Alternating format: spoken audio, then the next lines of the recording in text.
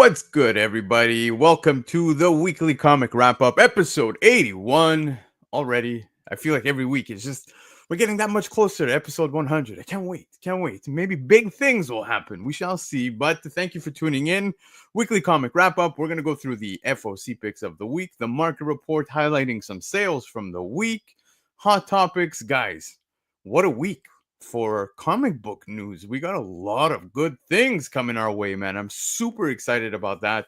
Um, we'll dive into it in the hot topics portion, but we got a lot of awesome content coming our way, including Marvel versus DC crossover, or well, I say versus loosely, guys, loosely. I'm not saying that's what's gonna happen, but we're gonna get another crossover, so that's fun. Lots of stuff to dive into, but let's not keep our awesome guest waiting for too long.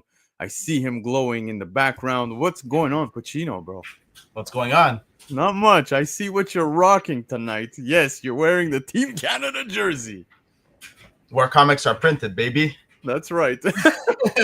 I love it. Hilarious. But yeah, man, what a big week. Sorry to our American friends who actually sorry, but not hockey. Sorry. Yeah, who actually watch hockey. It was a good game, though. It was a great game. Regardless of the outcome, obviously, I'm way more happy. But dude, yeah. It was. Oh, bro, they easily could have buried that one. Yeah, man. I was live with the crew doing the Shaker show on Covrprice, and I'm just there like watching the score in my side eye, and I'm like, man, it is now tied game, end of second period. Here we go.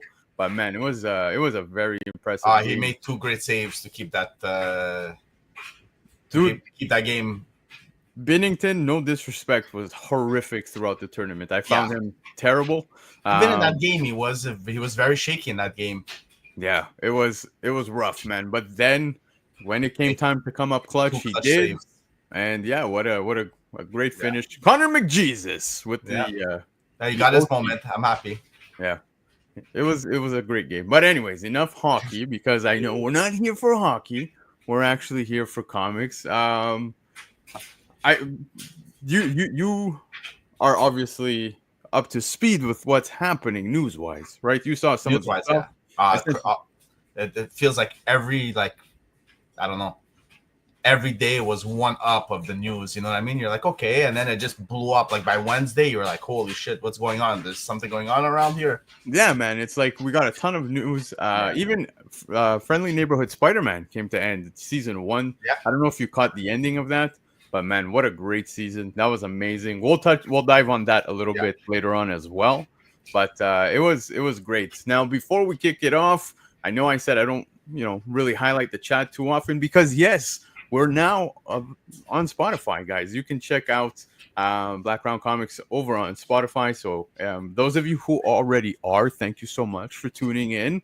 Those of you who are not, on your drive in to work tomorrow, feel free to give it a check. Go check it out. Spotify, Black Crown Comics, Black Crown Podcast. There you have it. You can listen to this episode as well on Spotify. Now, let's get into it. Chat, I see you. Love you guys. I have no idea what these stickers are. Right? Is this new to YouTube? Is this something that I missed out on? I don't know how these people are doing this, but it's pretty interesting to see in the comment section. But I see all of you guys, so shout out to all of you. But Pacino, let's kick it off with the FOC selections of the week by our boy Lefteros, and man, it's spicy. So you ready?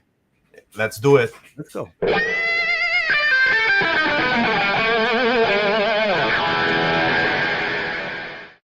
All right, guys, like I said, FOC selections of the week for February 24th. Now, these are the books selected by Lefteros. If you're not familiar, go check out Lefteros over on Instagram, just at Lefteros, one word. You can see all of his awesome content over there, as well as over on Covrprice. So go check out covrprice.com, where you can get some more details behind his selections for this week. Now, if you guys want to order any of these books, and nobody's telling you to buy them all, buy the ones that you think are great to have in your collection. But if you live in the United States, go visit comicnation.us. You get 15% off of the cover price already, but get an additional 5% off by using discount code Black Crown. Again, that's comicnation.us. Now, Canada, yes, Team Canada. Comic Legion also has your back. So 20% off already on the cover price, but If it's your first ever order, use discount code ENLIST to get an additional 5% off of your order. Again, that's comiclegion.ca. First book that we're going to talk about this week is Ultimate Spider-Man 15, guys. Here's the main cover, first appearance and cover of Earth 6160's Sandman. Now, not only are you getting Sandman, but there's a lot more taking place within this book. I was talking to certain people.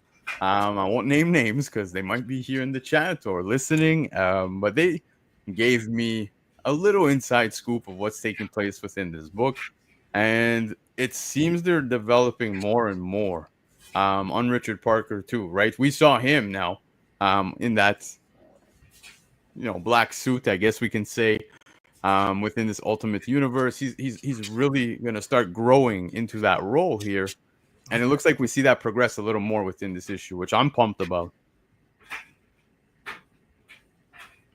I can't wait to read this book. The whole series has been honestly top 3 best written story this year, or continuing from last year also.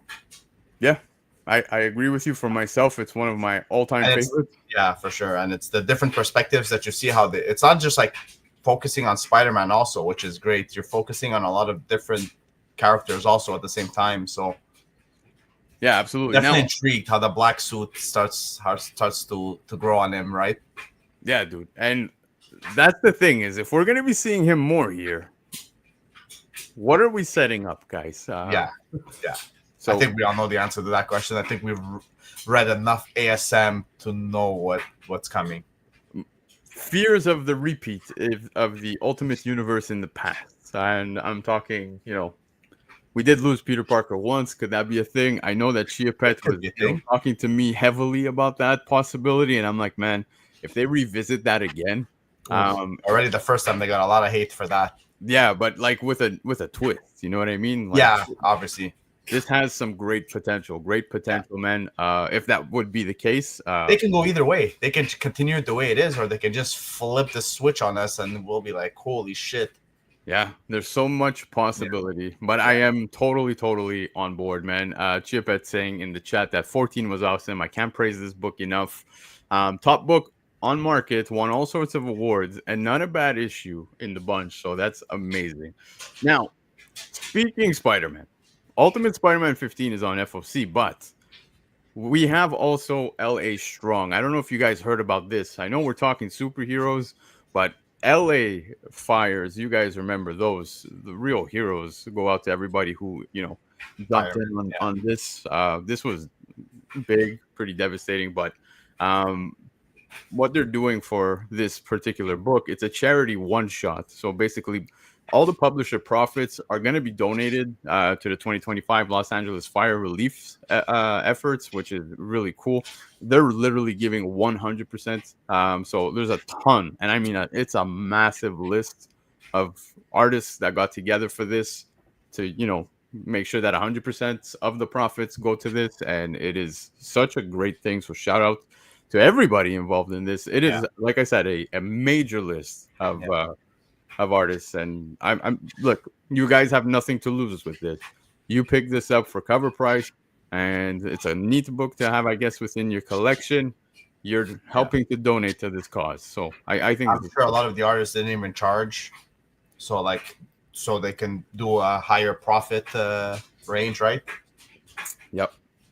No, it's definitely cool. Definitely you have to pick this up just because, right? Yeah, dude.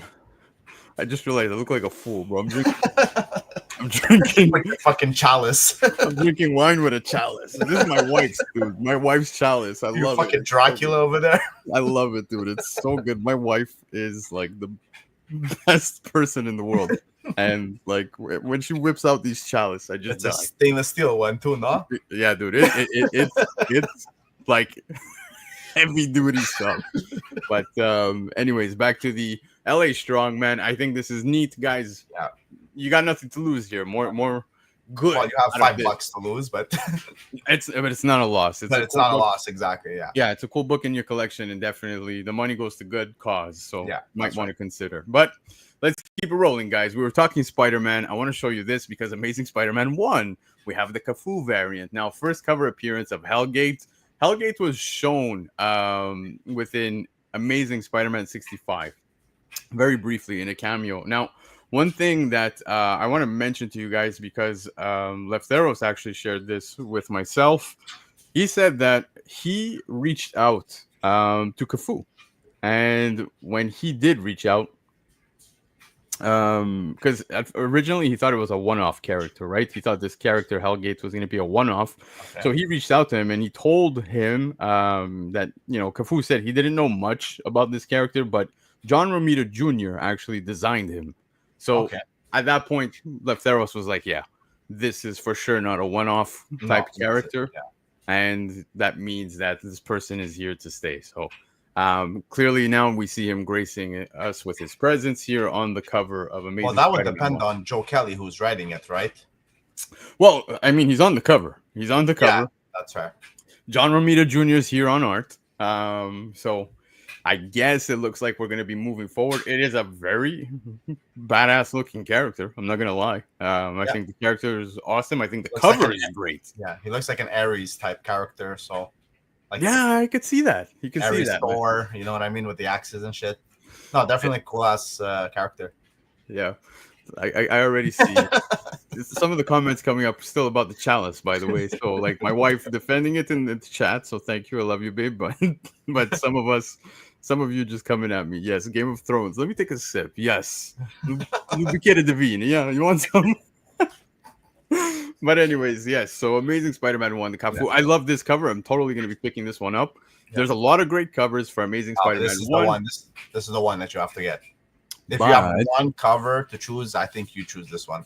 But hold on, because we can't just get Amazing Spider-Man 1 without Amazing Spider-Man 70. So you guys are probably thinking, what is going on? Well, it's because Amazing Spider-Man 70 is going to cap off this run here. I love the Scotty Young cover. I love that. How weird is it, though, that we're getting both on the same FOC? Well, thankfully, they're later, they're different release dates. Okay. If it would release on the same date, it would be a little bit very weird. Yeah, especially if you read the ASM one first. Yeah. It's just whack. So I like that. The Scotty Young cover here, basically, it's him going through the 8 deaths of Amazing Spider-Man. Yeah. We see him doing his art, doing his stuff at his drawing desk, drawing board, whatever you want to call it. But yeah, I think it's a neat cover. I'm a big Scotty Young fan. I love Scotty Young. Apparently, he might be going to Terrificon. He might be going to other conventions this year. We shall see. So pretty cool book to have in your collection to get signed by Scotty Young. I think it's nice. I'm totally going to pick one up and hope to bump into him at a convention. But all right. Never go wrong with a Scotty, honestly. No, you can't. But let's see what else we got here. We were talking Amazing Spider-Man 70. We also have some Deadpool covers going on. There's a lot of Deadpool covers over on FOC this week. As you can see here to the left-hand side, Amazing Spider-Man 70, basically paying homage to AF15. I like the April Fools Day cover. That's pretty neat play on words, I guess. But more April Fools covers. We have Uncanny X-Men 12 to the right. Now, I like the Chad Harden cover. I guess maybe because I always wanted an AF15 in my PC. I might opt for the other one. Facsimile. Yeah. I have the facsimile. Did you see on the secondary market what that facsimile is going it's crazy. Through? It's nuts. It's nuts. Honestly, it's well, it makes sense if you obviously can't buy the original one. So what's your next best thing? I mean, yeah, the milestone cover. Maybe I'm just impressed by it. Yeah, I'm really impressed by it. No, it is impressive. I have one. I don't obviously I want to display it, but then you see the price. It's like, man, if I get this graded, should I sell? Should I not sell? Yeah, especially there's a ton of them out there. Would you sell if you had one? If it's your only copy, probably. Yeah. If the price was good and I came back 9.8, it's hard not to. Yeah. Dude, they're going up. I think I saw some sales at like 300 Canadian, which Yeah, is that's, mind that's blowing. Mind blowing. Yeah. The chat is killing me. Yeah. Thank you, Hyper. I am drinking from the same cup that had poison from Romeo and Juliet. it's hard. It's honestly, it's very hard to pass up $300 Yeah, no, dude, for sure. for a But book. I'm sure you paid what, $5? yeah, no, yeah, exactly. 3.99 cover price is what I paid it. Uh-huh. But I like the ASM 70 homage to AF 15. Done several times, but it's pretty cool. It's good. Pretty This one, it's nice. Yeah, I like them. But speaking Deadpool, guys, Poluminati. Yes, Poluminati. You're probably wondering, what the hell is this guy even saying? Well, this is the Illuminati, but with multiversal Deadpool characters. So we're going to get the first team appearance of the Pulumati, right? Did I say it right? Pulumati. Whatever. The wine kicked in. The wine kicked in. Poluminati. There you go. So first team appearance of Poluminati, first appearance of Vodepool, Valley Pool, Loop Pool, Simming Pool, and more. Simming Pool seems pretty fun. Look at the little toad. I don't know if you see that one at the bottom. I see that one. Yeah, it's pretty interesting. But you can see some of the characters we saw within Deadpool and Wolverine movie. You can see that the head right there. Floating head. Yeah, yeah, I love that. What's the one under it? That's like black and white. Sorry, the one under the head. See, like black and white. It looks like the one from X-Force, if I'm not mistaken. Ah, it could be. Yeah, I'm just like tilting my head. I'm trying to stare at which ones. But speaking this Deadpool book, guys, whether there's first appearances or not, I think this is just gonna be fun book. Let's have fun with this. I'm gonna pick it up. I'm curious to see what kind of a wacky story we're gonna get out of this. I think that's going to be a fun one. Yo, the chat is killing me right now. I love it. I love it. But anyways, let's keep it going. Up next, yes, this is the easy sale for somebody like myself, somebody like you, Pacino, because we got DC Sonic the Hedgehog, #1. That's right. We're getting a crossover here. Now, the crossover miniseries events featuring the Justice League, Sonic the Hedgehog, and his friends. If you guys remember, a little while back, I think it was a couple months ago, I was showing you guys the video, the promo, the teaser that DC had put out, and it was pretty cool because coming out of the Shadow was actually, I think it was Shadow as Batman, right? Yeah. We'll see in issue 3 who they all become, kind of. Yeah, and that's exactly where I was headed, because you also shared that with me, where you get I think the issue 3 on the cover, you could see all the characters and who they are, etc. Now, I know we had already seen, like I told you, certain characters from the promo, the original announcements, like who's going to be Flash, etc. I think this is going to be a fun read, man. Like, if, crossover events are always fun. I just take it as that. I don't take it too serious. Yeah. Look, we just got the Naruto Teenage Mutant Ninja Turtles, which was better than I thought it would be. Right? It wasn't so bad. It wasn't I was pretty impressed because, I went to Ottawa for work and I swung by a comic shop while I was in Ottawa, and I saw a ton of the Naruto Teenage Mutant Ninja Turtle #1s just sitting on the shelf. Oh, sure. And I was like, man, I remember people, when it came out, at least here locally, there was a lot of people that were trying to pick this up. Yeah. And man, just fun times, great times. I'm looking forward to it. On these crossovers, I never really have super high hopes. I just hope it's like fun and light, and at least you get a decent story. But yeah, the Naruto one was actually pretty well done compared to the other TMNT crossovers. Well, the one with not Ninja Turtles, the one with Power Rangers wasn't so bad. Well, it's already on volume 2 now. Yeah, volume 3. So TMNT has done some, DC stuff, Batman, etc. So it was that He-Man one that was just terrible. Well, yeah, I mean they jived together, but I guess but it just, I don't know why it just didn't blend really well. Yeah. the chat, I can't. Hyperman, you are on fire. Thank you so much. I love this. But yeah, I'm excited about this. There's a lot of great covers that are going to come out from this run too. So that's another fun little thing. You and I were talking backstage about some Sonic covers exploding on the secondary market. So I look forward to seeing what kind of covers. There's only an RI for the first issue. There's none for the other ones. Really? As of right now. So unless it's just going to be versions of the covers A, like the number 1 is. Yeah. So we'll definitely see it going. But I really like the B cover too on this one. Yes, dude. But I think there was blanks too. There was one blank for this one. That would be crazy if you can get someone to draw like their own version of like Sonic as whoever you want. Yeah, you should. Honestly, I Sonic did. is Flash, I think, in this one.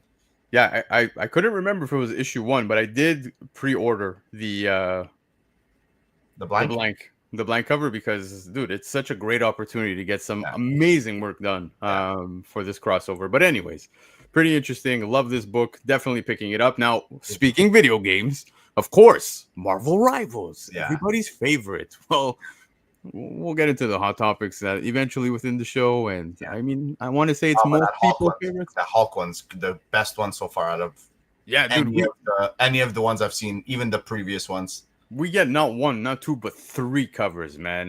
Dude. The wraparound is great too. The wraparound? I'm pretty sure the top one is the middle one's a wraparound. Yeah, you're forcing me to order 2 copies here. That's what you guys are doing, Marvel. We see what you're doing. But definitely the Incredible Hulk. I love it. I love all 3 of them. They're gorgeous covers. I'm on board already. They reeled me in. I've picked up every cover. I can't not pick this up, right? Cannot pick these up, yeah. Yep. So until they run out of characters. Yeah.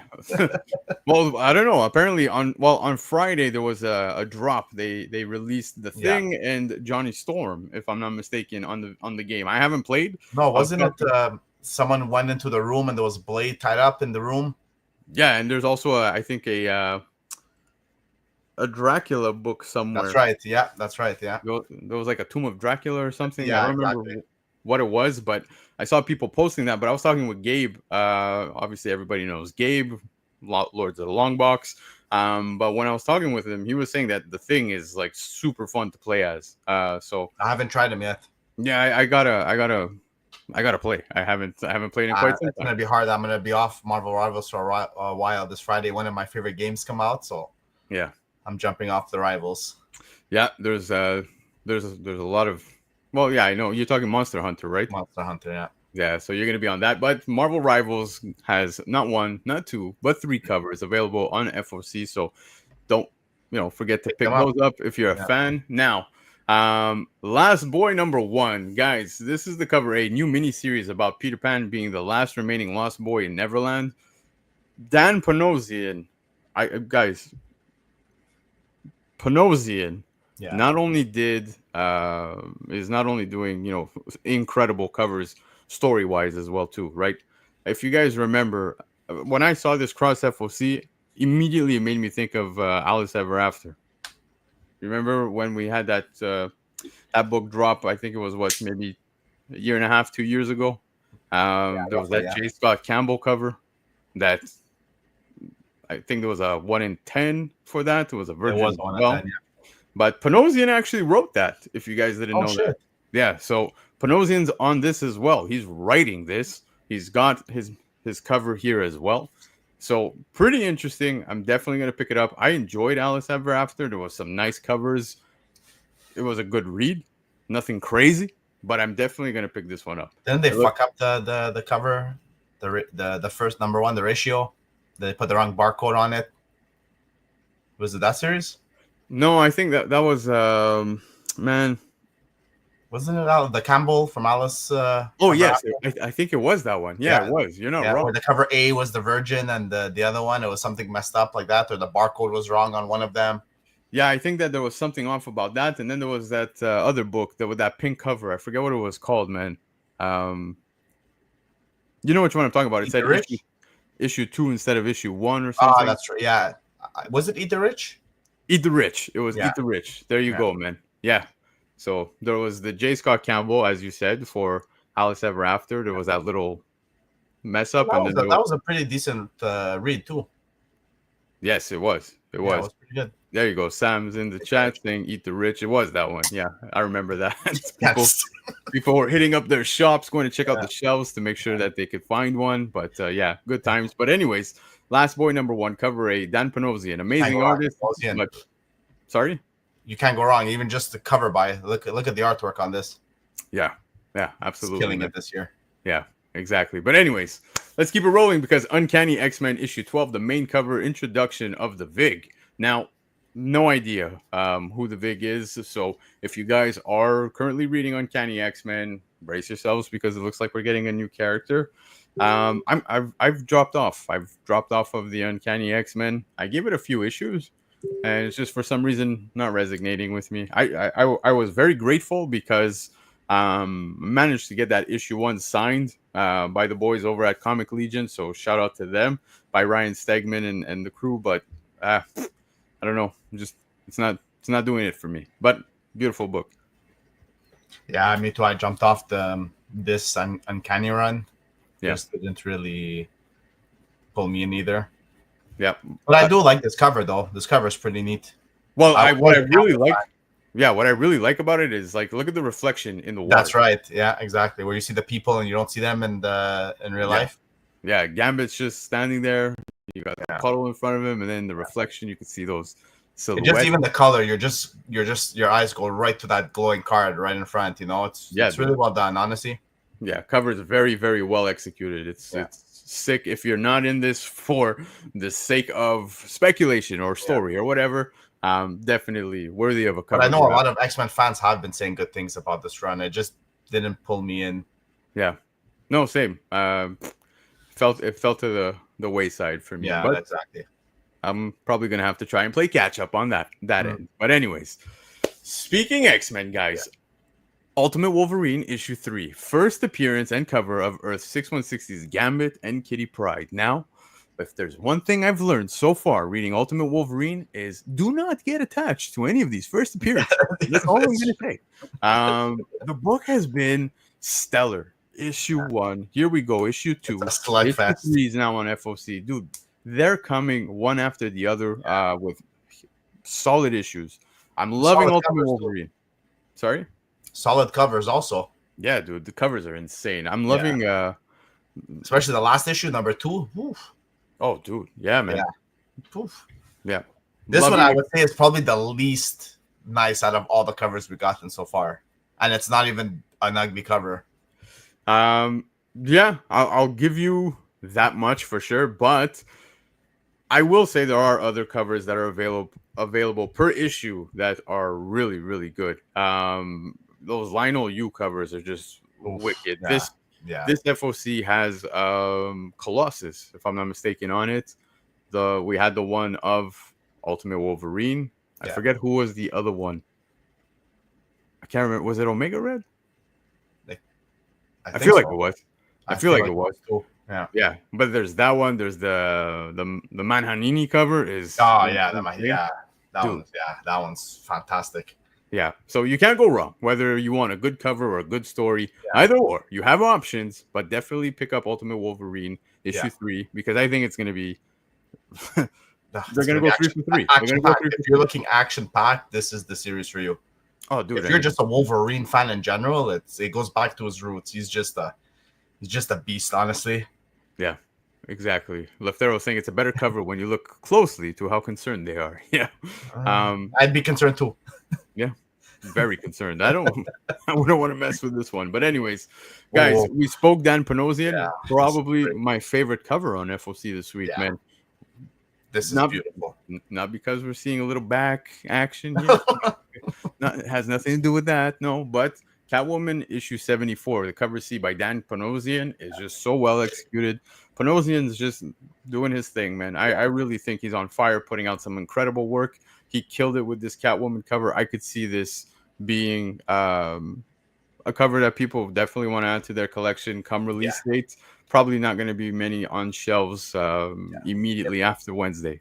So, yeah. If this was literally like a virgin cover, you could hang it on your wall. Bring it to an art show. Just post it up there. Yeah. It's gorgeous. It's a beauty. It's a beauty. David Lepage in the chat saying cover of the year. So just to give you guys an idea of how fire this cover is, man. It's a beauty. Yeah, it's a beauty. I love it. I absolutely love it. The colors pop, everything pops. The lines, a little bit of back too. Draw some people in. Even just like the look, the face, the eyes. It's honestly, it's really well done. Yeah. I'm seeing Chia Pet and I'm seeing Derek both talking about issue 73, Panosian being a beautiful cover. Can't remember off the top of my head exactly which one that is, but Panosian's just been putting out He's some been incredible killing it. work. Bro, Killing it. you know what? Forget Panosian for a second. DC's coming at us with some Yeah. sick covers, man. It never ends. But Never DC ends. has been good for covers for a while. We're just Marvel fanboys, but they've been putting out some, or even last year, some great covers. Speak for yourself. Speak for yourself, because I pick up those DC books, man, Yeah. with those sick covers. Just No. Zatanna last week took my wallet, bro. Yeah. That was another beauty. Yeah, dude. There was a lot of great covers. DC's just putting out some DC kills it, incredible yeah. things as They always. always pushed aside though, but they have some beauty covers over 2-3 years exactly. Yeah, exactly. Chia's saying over 2-3 years of just banger covers. And it's like every title, bro. Titles But I they've don't had care great artists like Kale New on like every episode, like every issue of like Poison Ivy, you know, like Yeah. you're with their Chow Wallet, you know. You got Frizzens, man. Yeah. You got Frizzen covers you got dropping, Frizzens, like New cool. Gods and stuff Yeah. like that. Oh, Yeah. they're coming at us. What But was that anyway. other girl that everyone was chasing after? At one point, she was doing all the ratios. It's just DC. They know what they're doing. DC. Yep. Definitely a cover So's Micah. selection. Definitely a cover selection for this week, guys. Catwoman 74, cover C by Panosian. Now, another cover selection is the Rogue Savage Land issue number 3. Campbell has been putting out some amazing covers for this entire run so far. Issue 1. You and I actually just picked up that issue 1 for free. The Campbell cover when we were at the Montreal warehouse sale, the comic warehouse sale. Shout out to Harry, who was, always there to provide great service. But we spent I ripped them off. Take a free book. Yeah. but yeah, man, he obviously gave us a copy for free.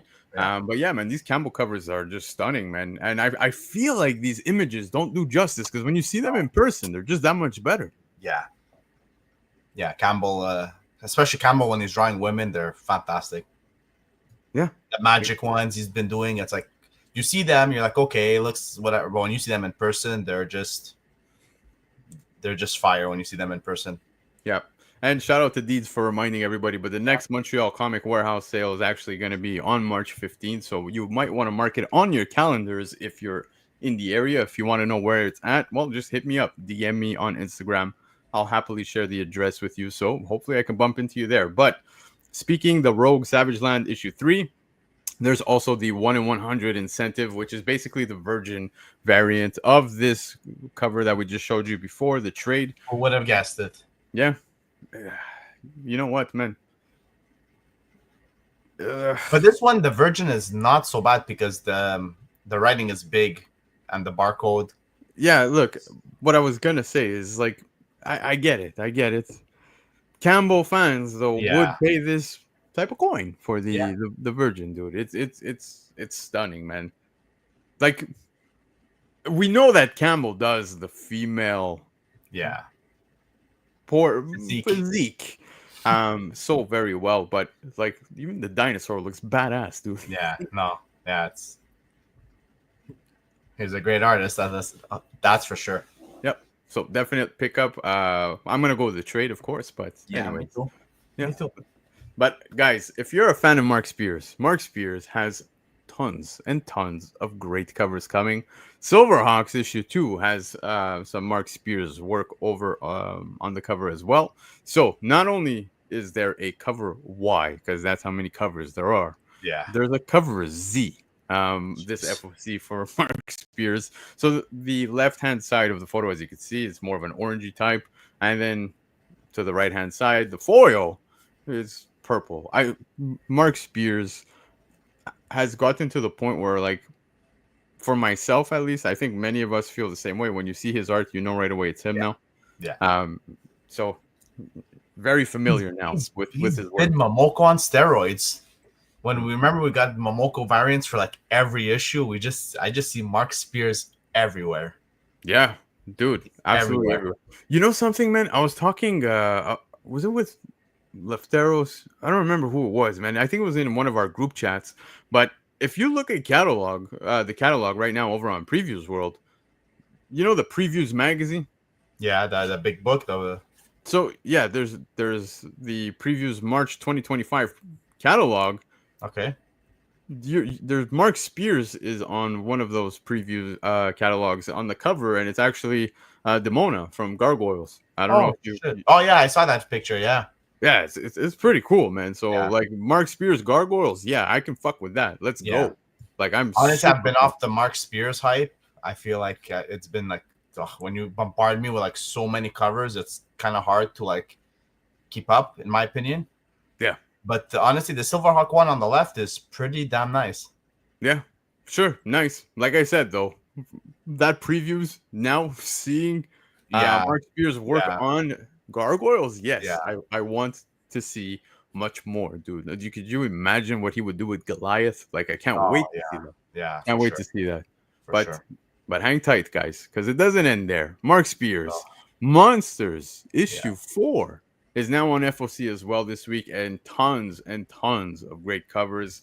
I love the Batman Killing Joke homage. I always say Mark Spears does way better when it comes to originals. I mean, just look at that breast cover to the left. Yeah. But yeah, Oof. hands down the best one on the list If this week. yeah, but honestly, the Killing Joke one is pretty well done too. That's what I'm getting at. Is I'm not the biggest fan of the homage covers, but I think he absolutely does an incredible job with the Killing Joke homage, man. It's Yeah, beautiful. yeah. Dear Lord, I'm so tired of ASM 300 homage I am covers. too. I, Yeah. I want to ask everybody in the comic industry, just stop. Just stop, please. Like, just stop. Is it You're really poking- selling? It's dead already. Stop. What's going on? It's already dead. Just leave it alone. But yeah, no, there is an ASM 300 homage. Yeah. Lots of great covers. I'm definitely getting that which one to the left, and I'm going 100% with Mr. Cowboy up top, and then I'm gonna grab the Batman Killing Joke. Yeah, Dude, it's so good. Yeah, So good. no, it's really good. Yeah. Like honestly, if I got to pick a cover that I would love for Mark Spears to sign, that's probably gonna be one. Yeah, Of them. that one's probably really the breast one's not so bad either. Yeah. Well. Nice white ink somewhere. Yeah. Well, I'm not gonna say where. Just keep the chest clean. But anyways, let's keep it rolling because Mark Spears also has a 1 in 25 incentive that's available on FOC. So if you guys have the opportunity to get the ratio, here's what it looks like. I think it's a very neat cover. It's pretty cool. Again, I still feel for myself there's some great selections available at Covrprice. That's just me.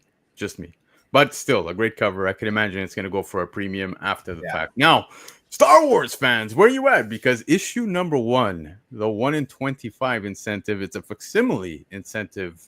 So that's pretty cool. I don't know if you saw over on Previews World for the FOC, but the issue number 1 facsimile has a pretty neat cover now, although the image here that's being shown, not final. It says not final art. But it's not gonna stay black and white like this. No, I don't think so. I think it's gonna be colored. Yeah, it's most likely gonna be. I don't think they would go with the black and white because I'll be honest with you, it kind of looks boring. It does, yeah. Yeah. So anyway, Star Wars is 1977, the number 1 facsimile edition, 25. The one this I can get around them doing facsimiles as like ratios. It's pretty cool. Yeah, dude. I'm cool with this, man. I like facsimiles. Like you know, like when, a dollar? No, yes, but no. What I was gonna say is, you know, when we get ratios for facsimiles, I don't mind it if we're gonna go 1 in 25s and whatever, as long as it's like something refreshing, something new. I don't want to see, rehash shit. Like, just give me something new. I'm cool with that. Okay. And I think this one's actually pretty cool. So this is nice. You can get Star Wars issue number 1 in a facsimile. Of course, there's going to be a foil, and of course, you can get it in a regular non-foil on FOC this week. So if your shop orders 25 copies, maybe you can lock yourself down one of these. Now, Marvel doing Marvel things as always. Eddie Brock Carnage number 1 goes to a second printing, and the 1 in 25 incentive is the Humberto Ramos wraparound cover, which again, I said it for Venom. I'm gonna say it as well for Eddie Brock's Carnage. I don't mind this. I like of all the ratios that end up going to second printing, and that ratio is a first print cover, basically a virgin, I don't mind it. I don't mind it. I'm okay with this one just because it's a neat cover. Unfortunately, though, you're gonna have to pick up two 1 in 25s, right? If you want to put those side by side, side by Well, side. that's the. I was just gonna say. I just wish that they flipped it over so you would get like the Venom going one way and the Carnage going the other Yeah, instead of both going the same way. yeah, yeah. It's really cool. Nice cover, but again, Marvel doing Marvel things. I always frown upon it because I'm just not a fan, and But they that's another continue. one that looks probably better in person. Yeah, they continue to do it though with Yeah, One World Under Doom, #1, the 1 in 25 incentive. This one by Rod Reyes. this is a Beautiful beautiful. cover. Don't get me wrong. I love the covers. These are great covers to have as virgins, but it's just unfortunate that they end up as a second print. Yeah, And it's a good strategy, I guess, by Marvel because they're looking to pump some more copies sold on the second printing, and this is their way, obviously, their incentive. But without doing a new cover. yeah, it's just annoying. It feels lazy. I think that's really what bothers me. Now, here's Lazy. another one. I just want to show you Yeah, guys Magic issue #2. The 1 in 25 incentive does the exact same thing. It's the J. Scott Campbell cover for Magic #2, but it is a sketch cover, black and white. You know what? Pretty cool. I've said this many times. I was telling you even but before. there's a I'm not. lot of people that collect sketch covers though. Yeah, I'm not the biggest fan, but I think this has great potential, like to throw in a Yeah, remark. yeah. Like I think that's a great cover for a remark. So I totally think it's cool. Not my cup of tea, but pretty cool. I don't think I have any right to talk about any cups of any sort tonight. So thank you guys. But yeah, Magic #2, the 1 in 25 incentive. Now the big book of the week. I don't care what anybody says. Absolute Flash #1, cover A.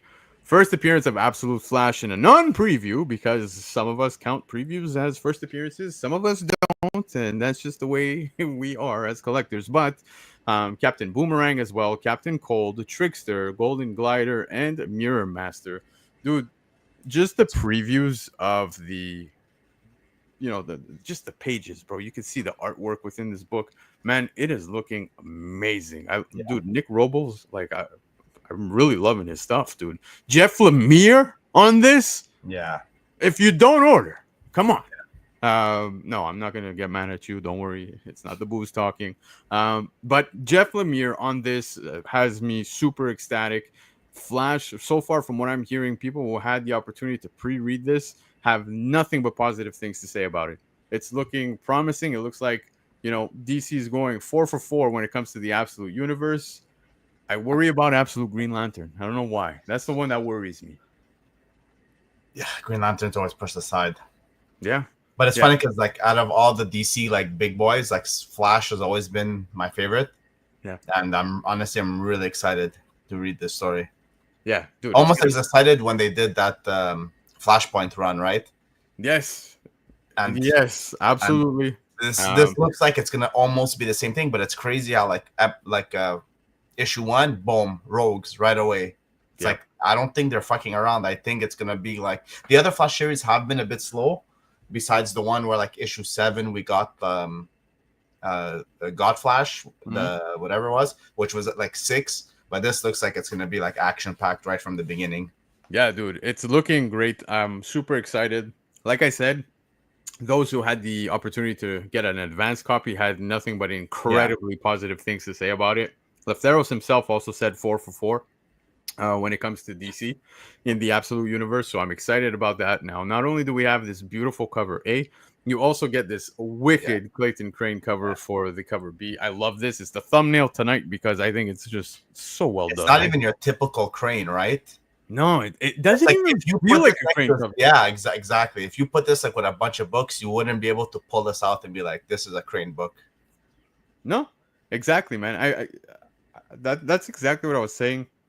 First time I saw this, I'm like, man, it doesn't feel like a Crane cover. I don't know if it's because of the colors and everything. I just don't know what it is about it, but it just doesn't feel like a Clayton Crane cover. But don't take anything away from that's Clayton great. Crane. It's a beautiful cover. I love this cover. Just the artwork on the face is incredible. Dude, first thing I did was pre-order the cover A. because it's the issue number one. You can't go Yeah, wrong. exactly. You always go Can't go cover wrong, yeah. A. But immediately I went, yep, Clayton Yeah, Crane, thank Clayton you, Crane, yeah, pre-order, because it is definitely. just so good. I love Even this. if it doesn't pop off on the secondary market like all the other Don't absolute care. volumes I have, doesn't don't care. matter. Still getting a beauty cover. Yeah, it's staying in my collection anyways. It's not going anywhere. So this The only problem is the B covers are usually cardstock, and you pay that $1 premium. yeah, for sure. That's the But only thing. you could Well, also get the cover A as a foil. I'm not the biggest foil collector, spot but foils, only spot foils I like. yeah, but the cover itself in Is a foil must yeah, be wild. yeah. With all the orange and like But the that's why I would have liked like spot foil where just the lightning was foil. It would have been crazy. The lightning, the eyes, and the chest. well, who's to say that might not be it? I don't know. I haven't seen You're it right. yet. You're right. But most of the covers have just been a foil over. I hope that that's not the case. I think now that you mentioned that, kind of want to see that more than just a full Yeah, foiled cover. yeah. But It not must only cost them that, a shit ton more though. yeah, not only that though, Pacino, the 1 in 100 is a complete sketch of the cover A.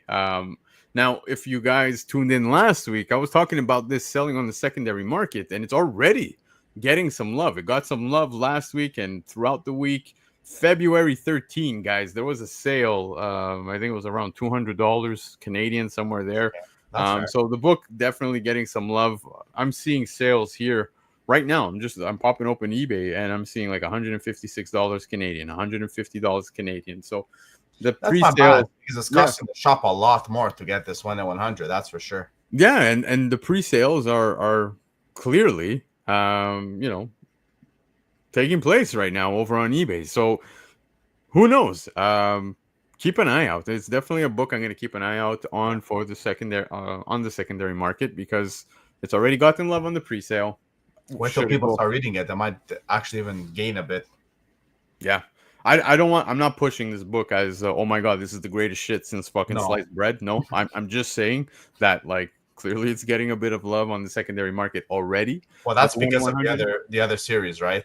Yeah, but People are not gonna fool me once, fool me twice, fool me yeah, 3 times, not the fourth time. exactly. But for myself, it's just a total pickup for the read. I'm so excited Yeah. to have Jeff Lemire write Flash. Let's Yeah. go, man. This is going to be a wild ride. And speaking wild rides, so was this FOC list. So thank you guys for sticking around for the FOC stuff. If you liked any of the books we spoke about tonight and you live in the United States of America, go visit comicnation.us. They've got 15% off of their cover price, but you can get an additional 5 by using discount code Black Crown. And if you're in Canada, go visit comiclegion.ca. You already have 20% off of your cover price, but get an additional 5% off if it's your first order by using discount code Enlist. Now, if you want to read more into Lefteros' picks of this week, go check out coverprice.com. He's got his articles there. He goes in depth as to why he selected the picks that he did for tonight. And if you're having fun and enjoying the show and watching me drink out of this horrific glass, hit the like button, subscribe, show some love, and come hang out every Sunday, guys. Now, Pacino, we went through the FOC stuff.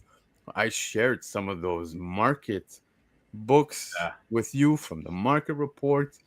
My, oh my, what a week. You ready? Let's do it. Vamos.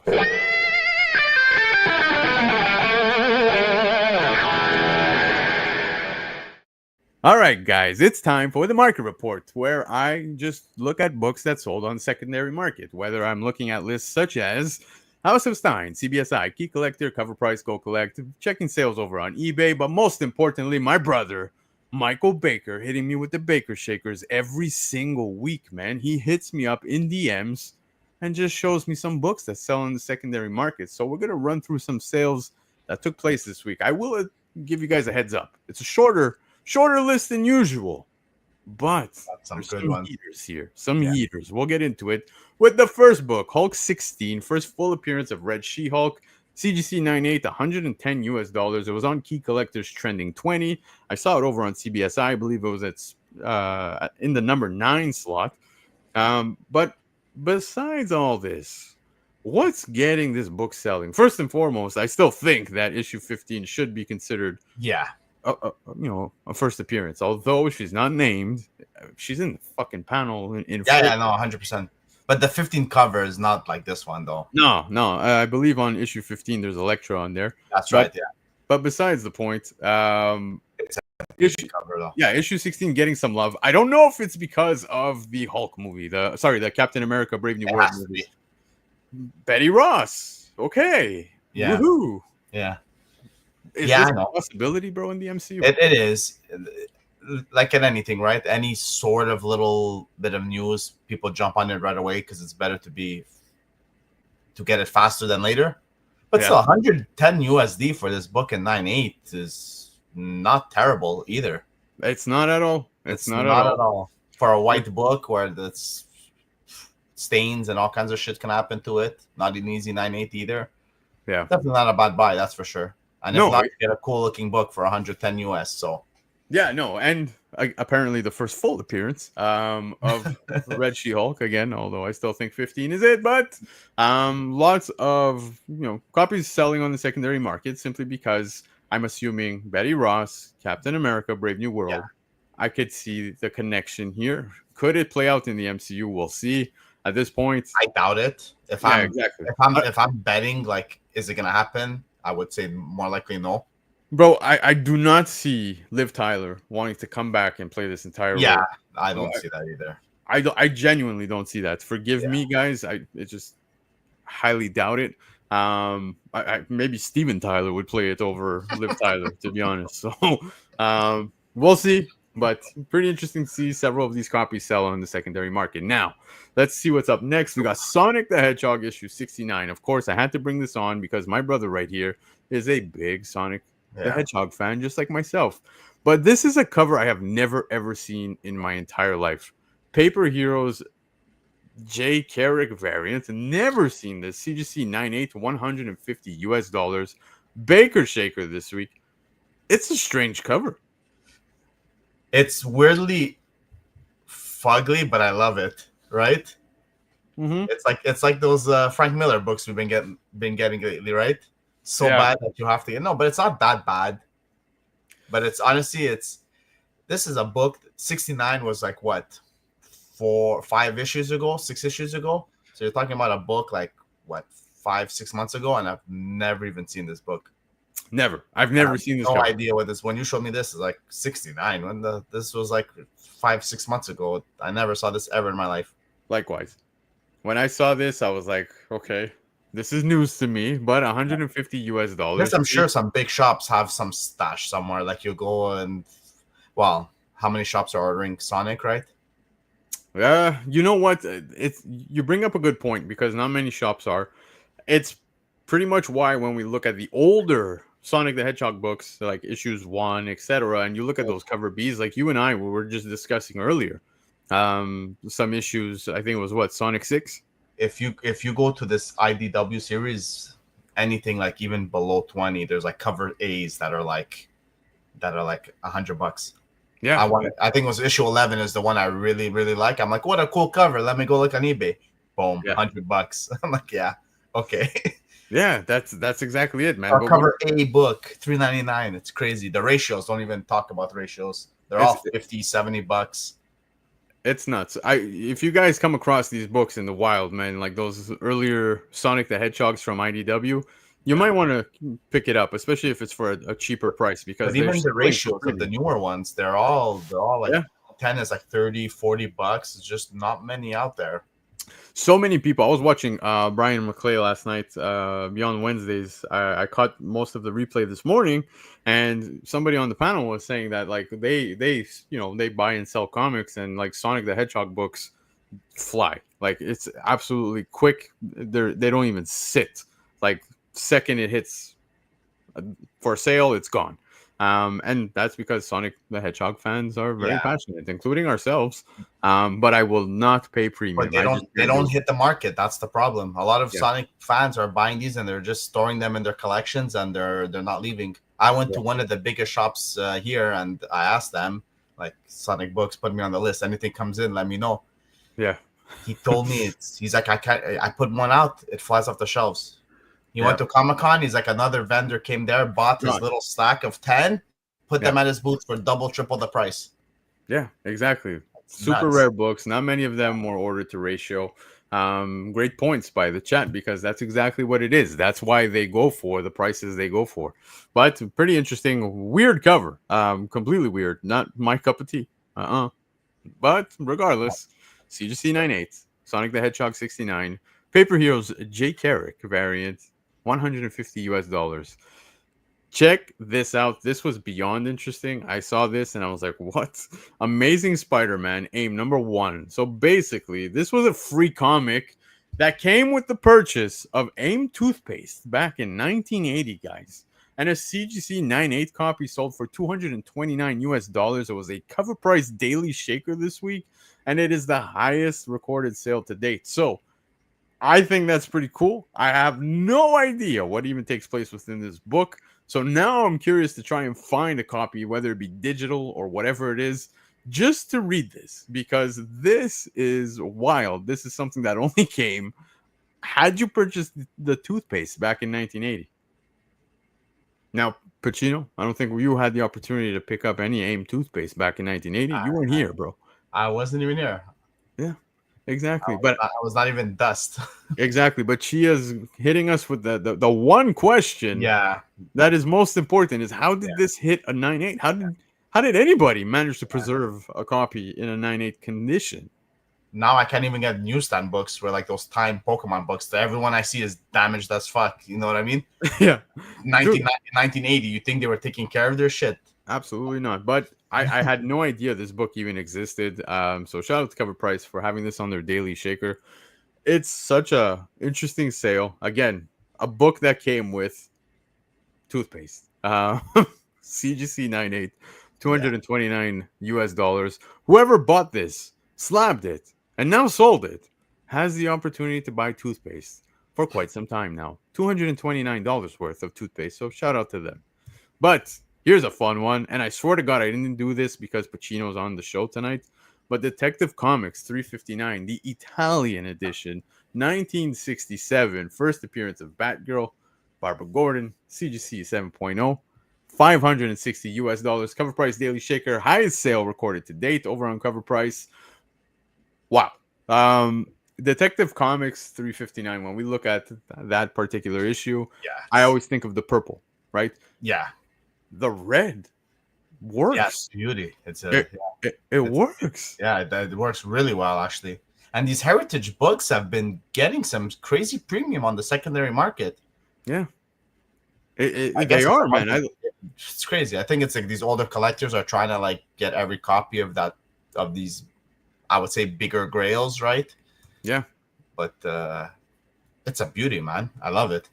Yeah. Hyper with it. It's a me, Batgirl.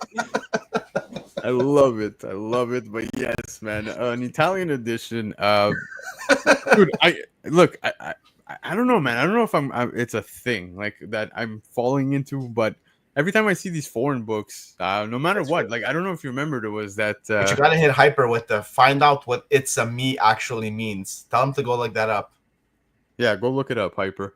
But I don't know if you remember, I was showing you a few weeks ago, or I think months ago, there was that Israeli Hulk #1, man, and that was an impressive book to see. I had no idea that even existed. These foreign books get some great love, but it's great, and rightfully so. Yeah, sorry. Yeah, no, I was saying rightfully so. It's a great opportunity to get some of these first appearances without breaking the bank too much. 560 for a CGC 7.0. Look, I'm gonna be honest, like. Clearly, I would go for the standard regular edition. I'm not going to go for the Italian edition, but for sure, very, very nice cover. The red really pops. I always think the purple is like imprinted in my brain. There's no way that anything else exists, but here I am. I got shafted. You have this red here that pops. I think it's really nice. And Detective Comics 359 Italian edition. 560. Those bigger markets, right? Like we know, like they make comics in Italian and French and stuff, but that Israeli one was just crazy. That came out of nowhere. I was like, they print comics in Israeli, like, yeah, it's insane. Yeah, now you know. Now I know. That's the more you know. But yeah, anyways, let's move on from this one. This one, guys, again, not because Pacino's on the show.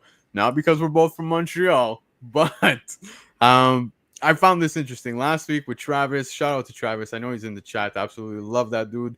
But we were highlighting a WWE book with Alexa Bliss on the cover. It's a ratio from the WWE run by Boom Studios. But this WWE Survivor Series 2017 special was actually a pretty interesting book, man. There was multiple stories within. I think there was about 3 of them because the ones I recall only were the ones with Shawn Michaels.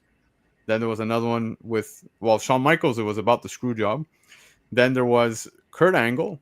I think it was his debut. And then there was Goldberg, Brock Lesnar. I don't know if you guys remember that. Now, that's what this WWE Survivor Series 2017 special is about. But this 1-in-15 ratio cover by Jim Rugg is a what if Brett screwed Shawn. So if you guys are not familiar, there was a Montreal screw job within wrestling, and that took place in 1997 Survivor Series where Bret Hart got screwed. It's a big story. You can go check it out on your own. But long story short, it was very controversial within the wrestling world. Now, this cover in a raw near mint condition, $120. Cover price daily shaker, and it is actually the highest sale again recorded to date, and I had no idea this even existed as a cover. Yeah, especially being a 115. I'm sure in those days, 2017, we weren't on like Previews World, checking out ratios, doing all this stuff that we do now that we know better. Yeah, but I'm not even a wrestling fan. That's a beauty cover. Yeah, no, it's a pretty cool cover, man. But one that I had no idea even existed. Oh. Now, speaking of covers that I didn't know existed, Vampirella and the Scarlet Legion #1. Shout out to Michael Baker for showing me this. But back in 2011, this issue had a 1-in-25 ratio by J. Scott Campbell. Now, what I was saying is that I had no idea this existed. So I think you could see as to why. 17 CGC 9/8 exist on the census, and out of those 17, 13 of them being blue, 4 of them signatures. CGC 9/8 not signed, bro. $895. Baker Shaker this week. Wow. It's a neat cover. Like, it's really nice. $895. Nice. To somebody it was. For myself, hey, I would put that money towards something else, but I get it. The scarcity, dude. You're going back to 2011. There's only 17 9/8s on the census of this one. I've never seen this cover ever. I've never even seen the cover A of this book. Yeah. Is this not Wicked or what? Yeah. This, if you're a diehard Scott Campbell fan, you probably known about this book as being a grail for you. Yeah. But that's insane. Yeah. Pretty cool. I love it. Classic J. Scott Campbell. Yeah. Exactly. I don't know, man. There's something about it. It's really stunning. It's really well done. Yeah, I agree. Vampirella and the Scarlet Legion #1. Back in 2011, CGC 9/8 of this 1-in-25 ratio, $895. Now check this out. Comic Scene issue 31. There's a Harley Quinn preview appearance in here, and it predates Batman Adventures issue 12. So CGC 9/8 sold at $950. It's a Baker Shaker this week. I saw a copy sell for relatively cheaper shortly after Baker shared this with me. I believe it was around the $700 US mark for a 9/8.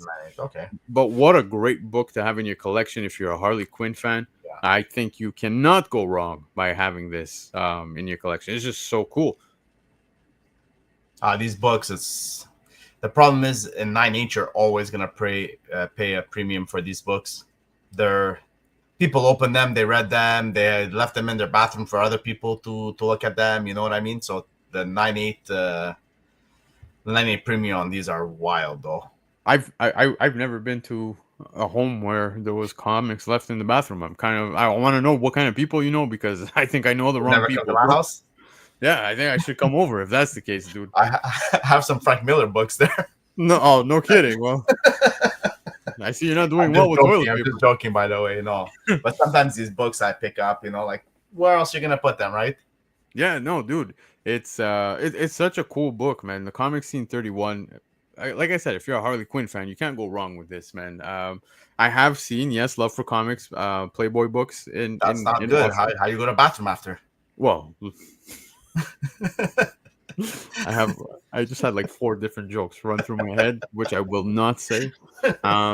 But yeah, Cliff saying that there used to be little racks in the bathroom for reading. Yeah, I guess. I guess. Dude, you know what? I'm not even gonna share that story. If I share that story, you guys are gonna judge me. But the wine is starting to flow, so I will just Yeah. move forward. Sorry? Then it's like, hey, where did Black Crown go? He's been in the bathroom for like 40 minutes. Yeah.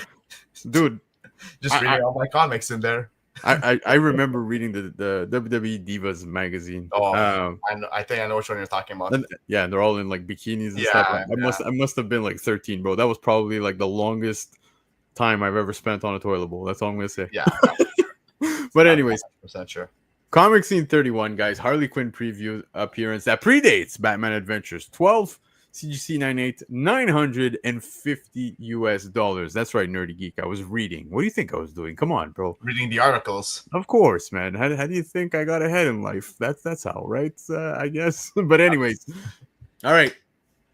Michael Baker made a special request for this one, and that's because this is actually one of his grails. Oh, Silver Surfer issue 50, and I'll explain why. This is an error edition. The silver foil that we've all seen on this cover with Thanos and Silver Surfer at the forefront is actually missing from the cover. So this is an error, a very not common error, but it is an error that exists out there. There's a few copies as such. Now a CGC 98 just sold for $600 US. Baker Shaker this week. This is an impressive sale. I also, when I was doing research on this one, I saw that there was other error editions. Like the there was one that was so funny, but you know, bro, if you saw this, it's, you know how Silver Surfer is, right? You see him right there. Cover, yeah, you see him right there, dead in center, and the foil that's supposed to be put on the Silver Surfer is on the right, so it looks like there's 2 Silver Surfers coming at you.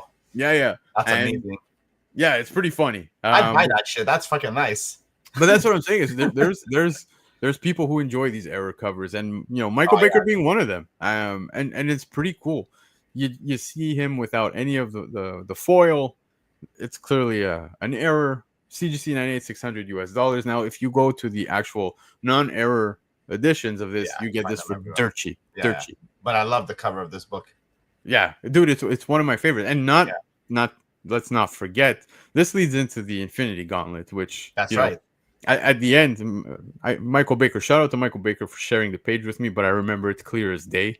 This is one of my favorite things ever. But like at the end, when you see him crash through Doctor Strange, the house, the mansion, the fucking Sanctorium, whatever. Yeah, Sanctorium, obviously in the MCU, it was the Hulk, right? That they ended up having in place of Silver Surfer, but classic book to read, especially if you liked the Infinity Gauntlet. Definitely something I loved. I've read this a trillion times. This run was good, all the way up to even 75 was 100 was.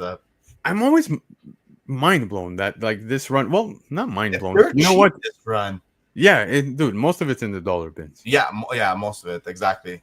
Except for like the one, like okay, you have like what the first gauntlet.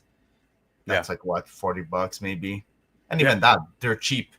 Yeah, Deed's saying the same thing. Dollar book otherwise for the error. I want one of these now, but not at it's $600. And that's exactly it, man. Is you take this error and what a premium on this, because this, you know, for a fact goes for dirt cheap. And it looks like a newsstand also. Yeah, you can pick this up all day. Michael Baker saying Jim Starlin and Ron Lim absolutely killed it on this run. Doesn't get enough love, that's for sure. Yes, I'll agree. Simply because I think it's one of my favorites of all time. Well, we're both Thanos fans, right? So kind of makes sense why we love this run. Yeah, exactly. Incredible cosmic run. It literally elevated Thanos. And that's exactly what it did, man. This leading up to Infinity Gauntlet, it really took Thanos to an entirely different level. Yeah. It wasn't the same Thanos we got from the older series, right? With Adam Warlock and Mr. Marvel and shit, right? So yeah, I love it. So Pretty cool to see this error edition. Like I said, there's other errors too. Some without the foil and some where the foil is not supposed to be where it's at. So just keep an eye out for those if you ever come across them. Hey, you might be onto something. Yeah. But the error edition for Silver Surfer 50 in a CGC 9.8 sold for $600. This is neat. Marvel Superheroes issue 18. I love me some Guardians of the Galaxy 1969 right here. The origin and first appearance of Guardians of the Galaxy. CGC 9.6 had a top sale for $8,500. Cover price daily shaker. Hey man, coming across this in a 9.6 is pretty tough. It's pretty tough to even find, right? I'm sure the census is below 100 on this. Yeah. Now, this obviously being the first Guardians of the Galaxy, not the Guardians we've come to know within the MCU. Right. It's a totally different lineup, although we are always happy to see Yondu. But CGC 9.6, $8,500 is a very impressive sale. Now, again, this honestly has to do a lot with what happened in the movies because no one really gave a shit about the Guardians before the first movie, I would say. Dude, you are not saying anything incorrect in my eyes. And now this is on the level as some of those high-end grails of characters that we've seen. That's pretty impressive. Yeah, just to give you an idea. Okay, PACINO, 9.6, but it's still insane. Yeah, 9.6. There's 12 copies that exist on the census. If you want to know how many 9.8s, there's 5. Oh shit. There's 5 out there in the world, guys. Wow. Yeah. Wow, I just noticed on CGC's website that now they have an entire margin for CGC JSAs. Oh, shit. Okay, that's interesting. I just noticed. So I had no idea. But enough about CGC. Marvel Superheroes 18 making a big sale of $8,500 and a 9.6. I could understand why, man. It is... There's only 15 copies, like I said, out there on the census. Sorry, 12 in a 9.6 and 5 in a 9.8. 9.6, I could only imagine what a 9.8 would go for, considering there's only 5. 20 grand. I think that's... I think you're pretty on. 20, 25, at least somewhere in that margin for sure. Yeah, I could see it at that point. Curious to see what the chat thinks. Should I get an AF-15 like 1.0 for that price? Yeah. Hyper saying give it a few months. There will be a 9.9 of this on the census. You never know. Facsimile, yeah, maybe. Yeah. But if you know what, Hyper, thank you so much because this is a fantastic segue for the next book this week, guys. This one blew my mind. You ready? X-Men #1. That classic 1991 run where we had those connecting covers by Jim Lee. That cover C, and of course the book having the first appearance of the Acolytes in a CGC 9.9 sold for $3,000 was a cover price daily shaker, highest sale recorded to date in a 9.9. Wow, for the 9.9 premium, bro. Especially that there's a million copies of this book. Maybe not this variant, but there's still a million copies of this book. I'm sure there's quite a few 100,000 of this variant out there. Beat the shit in the long boxes as you hit your LCS or even in your own collection. Nobody I know had a 9.9 of this. No. But this is insane to see a 9.9 hitting $3,000. Cliff in the chat saying maybe for a 9.9 he can understand. I still think it's bonkers. It's because of this is the gatefold one too, right? So maybe some of them, because it was not properly aligned, right? They might ding you from being a 9.9, but it's still, if you compare this to a 9.8, it's just night and day. It doesn't even make any sense. Dude, if premium from a 9.8 to a 9.9. If we're going to talk the 9.8 versus the 9.9, just to give you an idea, like the other covers, example, the one with Gambit, Psylocke, Colossus, Rogue on it, 9.8, 127 Canadian. Yeah. That's insane. Yeah, let's keep it rolling. This particular cover here, $98. Okay. So the chat saying this is not the gatefold one. $99. Yeah. This is this is a $2,900 Yeah. premium. Sorry. And I thought the 25th anniversary one I scooped up was a good one. Yeah, exactly. Yeah, no. Okay, sorry. I was paying attention to my phone as you were talking The Gatefold. Gatefold is the green one. So there you have that. But yeah, man, it's crazy to see this particular book sell at $3,000. It blew my mind when I saw this, and it's, I guess, understandable. 99 premium. It's an insane jump for that point one.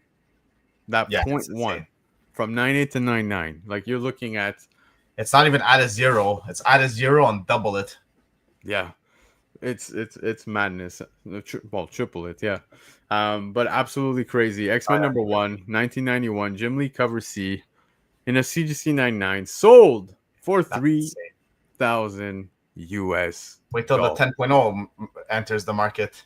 Yeah, see, I told you guys it was a short list, but it came with some bangers, some heaters. That was pretty intense, man. Between the Guardians of the Galaxy, between the X-Men number one, pretty impressive sales, man. Very impressive. But a big news week, guys, Yeah, especially if you're a fan of comics, you might want to stick around. Pacino, are you ready?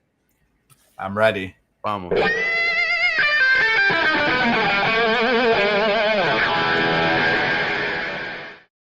All right, boys and girls, it's time for the hot topics of the week. Now, before we get into that, Pacino, I didn't put together a slide for this. I didn't put together a slide. I'm going to try to find it right now on Google, but I'm going to ask you first.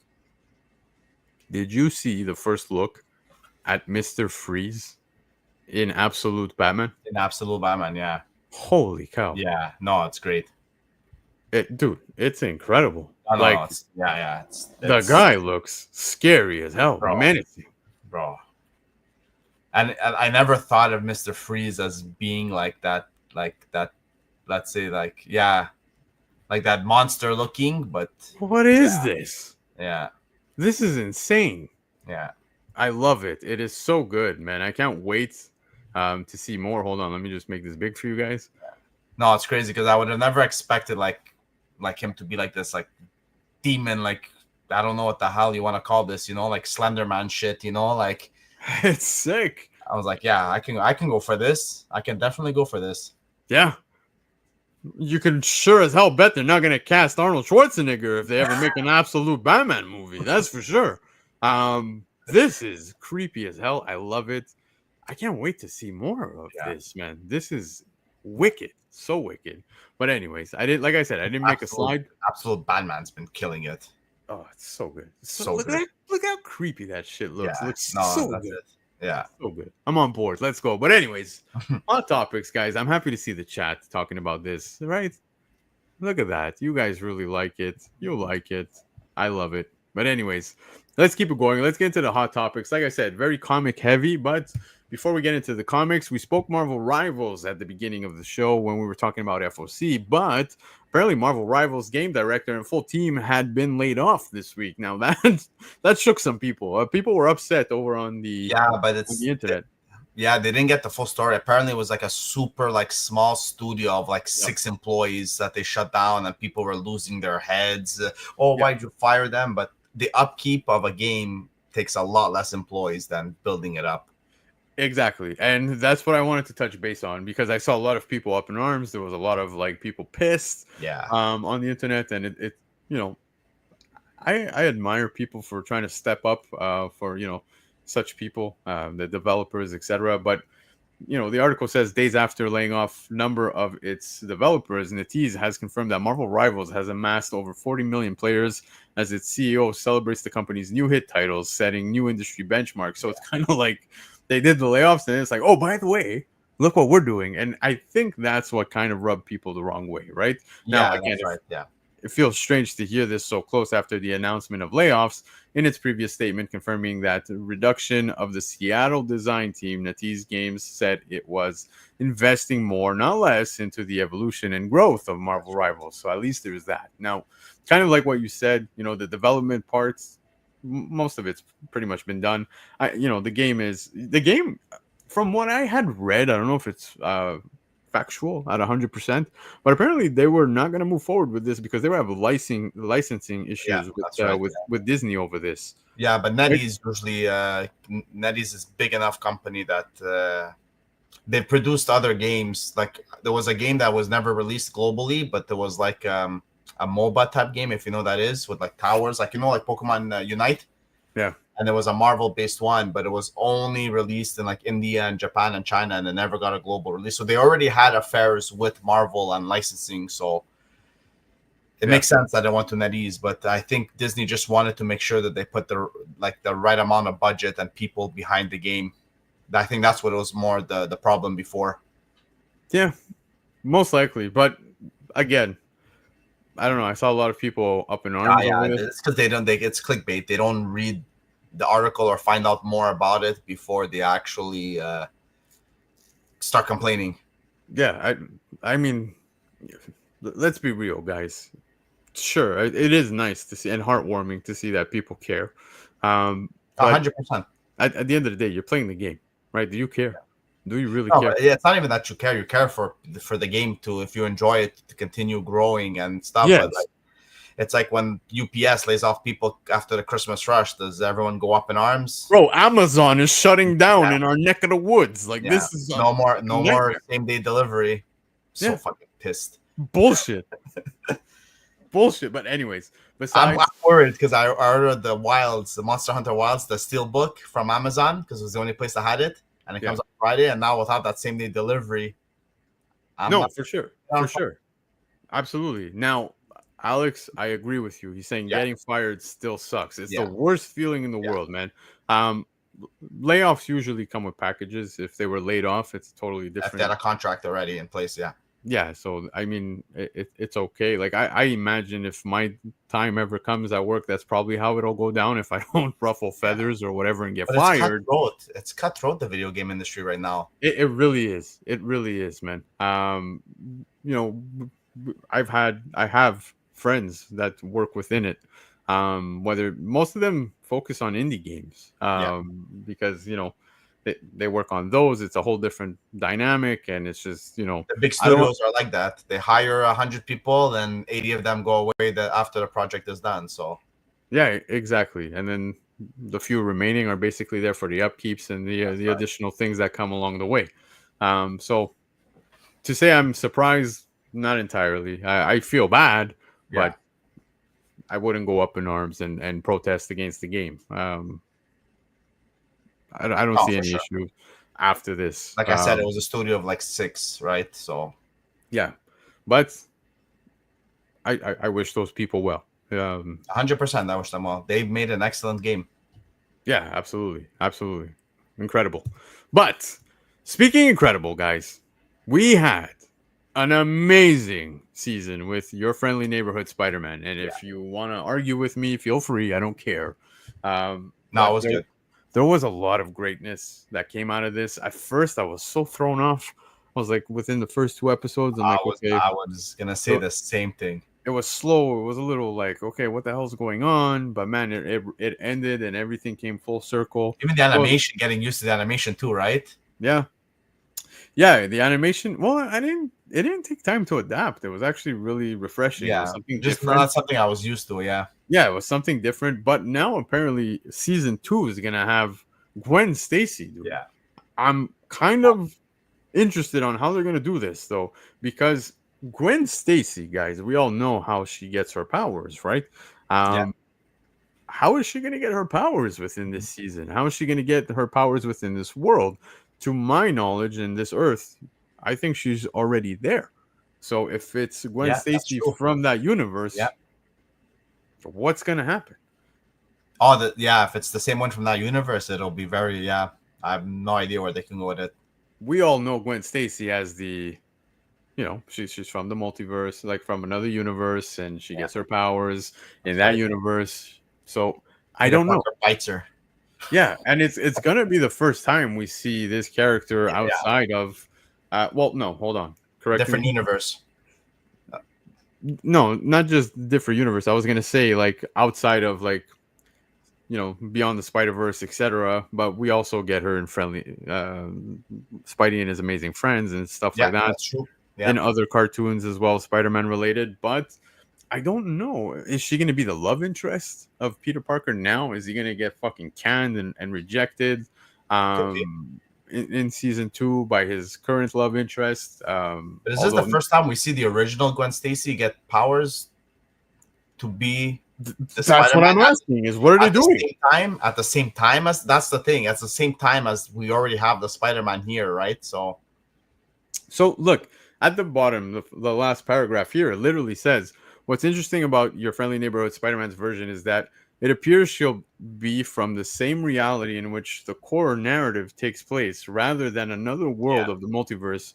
But she'll still be getting powers. So how? How is she going to get yeah, those powers? Is my big question. So I'm looking forward to seeing how they're going to bring forward this story. yeah. Neat design, I guess we could say I on like the design. Yeah, Spider Gwen, but who knows? Maybe she'll come into her full costume by the end, that we've I all don't. come to know, or maybe I don't she mind keeps this. I this. don't mind if it stays like this. Yeah, it's very interesting, to say the least. I'm curious to see how they're going to Yeah, develop this. But I will say it was a fantastic season. There was a lot of things that mirrored the actual MCU Spider-Man. I'll give you a perfect example. I was sharing this with Chia Pet the other day. There's the final episode where he's fighting Scorpion, and Scorpion's down and out. Peter Parker is losing his shit. He's about to go over the edge. He takes the Scorpion tail. He's about to impale him.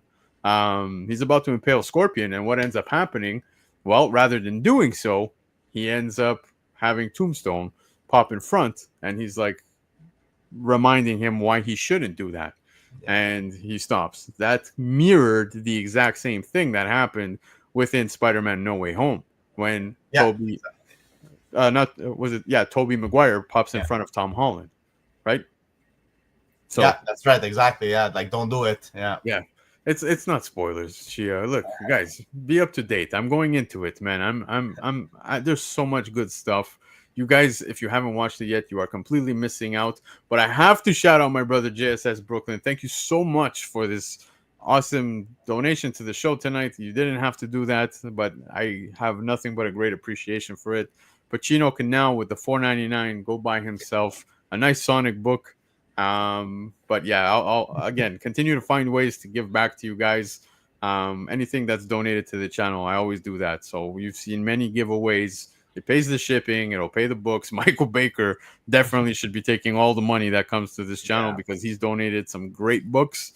And hang tight, guys, because March we have more donations. So thank you, JSS Brooklyn. Greatly appreciate you. And no, not donations. We have more giveaways coming. Yes. Not donations. And my own steel chalice of my own. Yeah. Exactly. Yes. I'm almost on empty, bro. Fuck. And I filled it to the rim, so I'm kind of pissed off about that. But anyways, let's keep it rolling, guys. One last thing before we get into the comic stuff.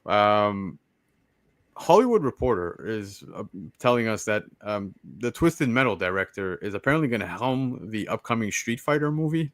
So yes, let's go. Have you watched this the Jean-Claude Van Damme one? The Twisted Metal series? It was good, bro. Honestly, it was good. I thought it was gonna be a train wreck. It was honestly a lot better than I thought it would be. Right? Yeah. Like I saw it like anywhere like in that 7 range, like 7.5, it wasn't terrible. Yeah. I thought it was gonna be like a tool, like it was gonna be like, oh, what the hell is this? Like just put on the background kind of a thing. Yeah, it was actually pretty good. The only thing I couldn't overlook was that Sweet Tooth was played by Samoa Joe, who is a wrestler, guys. And yeah, exactly. It's so funny because Samoa Joe here in Montreal, my cousin was an indie wrestler. He was wrestling in the indies. He was doing phenomenal until he had a career-ending injury. But he's wrestled alongside many of these names like Samoa Joe, Seth Rollins, you name it. Oh. And back in the day, I remember Samoa Joe fighting at NCW. NCW is a local federation here in Quebec, and I remember seeing Samoa Joe, and like he blew my mind, dude, because like he's on the heavier side, right? Yeah, and he was doing things, dude. Yeah. He was doing things. I was like, man, he's about to give my brother hope. You know what I mean? He's gonna fall on his back in the middle of the fight. Yeah, dude, and Oh like, no, but he's nimble as fuck. so For a when I big saw boy. when I saw Sweet Tooth as when I saw Sweet Tooth within Twisted Metal played by Samoa Joe, I don't know, I kept seeing Samoa Joe the wrestler, right? Yeah, But the mask obviously hiding that, and the yeah. voice was apparently somebody else. It wasn't Samoa No, it Joe. wasn't him. Yeah, So that was pretty interesting. But besides the point, now Street Fighter. Dude, I'm excited about this because we're going back into the 90s, bro. You remember with Jean-Claude Van Damme. That was, hey, look, it's a guilty pleasure to go back and watch. it's Whether it's even that. It's not as bad as people claim it to be. Like if you go back in that time frame, like now, okay, it's a bit like rusty over the edges because we've been spoiled with movies over the last 25 years from that yeah, date, you know. But at the time, I watched that movie a bunch of times as a kid. yeah, dude, I'm excited. Now, apparently Capcom is said to be deeply involved with the That's good. adaptation with the movie already, given a March 2020 a March 20th, 2026 release date. That's So okay. it's looking like in a year's time we might be walking into the theater looking to watch Street Fighter, and that to me is exciting. You got to remember, dude, it's been like 3 decades since. Yeah. It's been a long time. Exactly. So I'm excited about this. This is great news. I'm only going to imagine what's going to start happening with But Street even Fighter. Legendary is part of this, and they're pretty good also. So Yeah, I think I just hope they don't put too much into one movie where they try to like make it a one-off, but like, you know what I mean, like try to make it a one-off without like a sort of like like a cliffhanger kind of a thing, so we can set up another two if it does do well. Yeah. I love it. The chat is still going with this chalice. Dude, I have enough to give Pacino one. You guys don't have to donate. Pacino, you come over, we'll take a picture together like we did at the warehouse sale over on Instagram with the chalice, okay? Hey, this is what my wife had in the cupboard, man. I just grabbed whatever and poured myself a nice tall glass of wine, bro. I wanted to take it easy tonight. You're gonna get that text. How dare you? That's for when we have company. Yeah, but I'm excited to see what's gonna happen with Street Fighter books. Yeah, no, for sure. Yeah, keep an eye out. There's Keep a an lot eye of out for stories sure. in there, right? You can go like each character can almost have their own movie if you really care about like the lore of Street Fighter. So Yeah, absolutely, man. more to Hashtag come. chalice for Pacino. I love it. So good. But anyways, let's move on from Street Fighter. I don't want to dive too deep into this. I'm just gonna give you guys a heads up. I don't know if you saw it, but Marvel Studios is apparently pausing development on 3 series for Disney Plus. They've paused Nova, which I am whatever. Heartbroken. You go back a few months ago, I was so pumped talking Yeah, about like how this is gonna move forward, etc. And then the whole cosmic part. Yeah, now it just feels like yeah, Strange Academy is also going to be paused now. Apparently, that was going to be led by Wong. So I don't know. I'm kind of hoping that they're pausing this for good reason and maybe yeah, going to move this in a completely different direction. And Terror Inc. is something we've heard absolutely minimal about. yeah. So I'm that okay. makes sense. Yeah, Yeah, I'm kind of okay with that on the Terror Inc. side. But apparently, what they're saying is, yeah, and by they, I mean Winterbomb told Screen Rant last year, that they're really being careful about what they choose to do next. yeah. And clearly, you can see that now with this. But we got that right from even Marvel. Was it last year? They said they were gonna start producing less and going for like I guess quality over quantity. Yeah. But Yeah. no, but I'm heartbroken. Like, look, I'll be honest. Personally, like the other two, like of course I would have loved to see Wong as for Strange Academy, right? But I'm so disappointed not seeing Nova. Honestly, Yeah. it's like how do you go into like now this whole cosmic era you want to go into and you don't have the cosmic policeman. Yeah. It's It's a annoying. letdown, that's for It's sure. annoying. Yeah, it's a letdown. But I will say that look, Doesn't I'm, mean I'm he won't show up anywhere else though. I'm starting to think Nova is not coming till after Secret Wars. That makes sense though. That's really what I'm starting to see. That makes sense. With this Strange Academy. I think it would make sense. Come post Secret Wars, we see the development of the school. It could be because they just said it was paused. They didn't say anything that it was canceled. So Exactly. So the more I look at it, I just see it as that. I'm not gonna look too far into this. I'll Yeah, just that suck makes it up. sense. Nova, we postpone. Phil's asking, is Nova in the Young Avengers? I hope they don't go with He's, Sam Alexander. he's in the Although it's champions. most No? likely. Yeah, Sorry, it's he's most in the likely. champions, Yeah, yes. But I hope that's not the direction they're gonna go. I'm starting to feel like the MCU might build towards a bit of the two, right?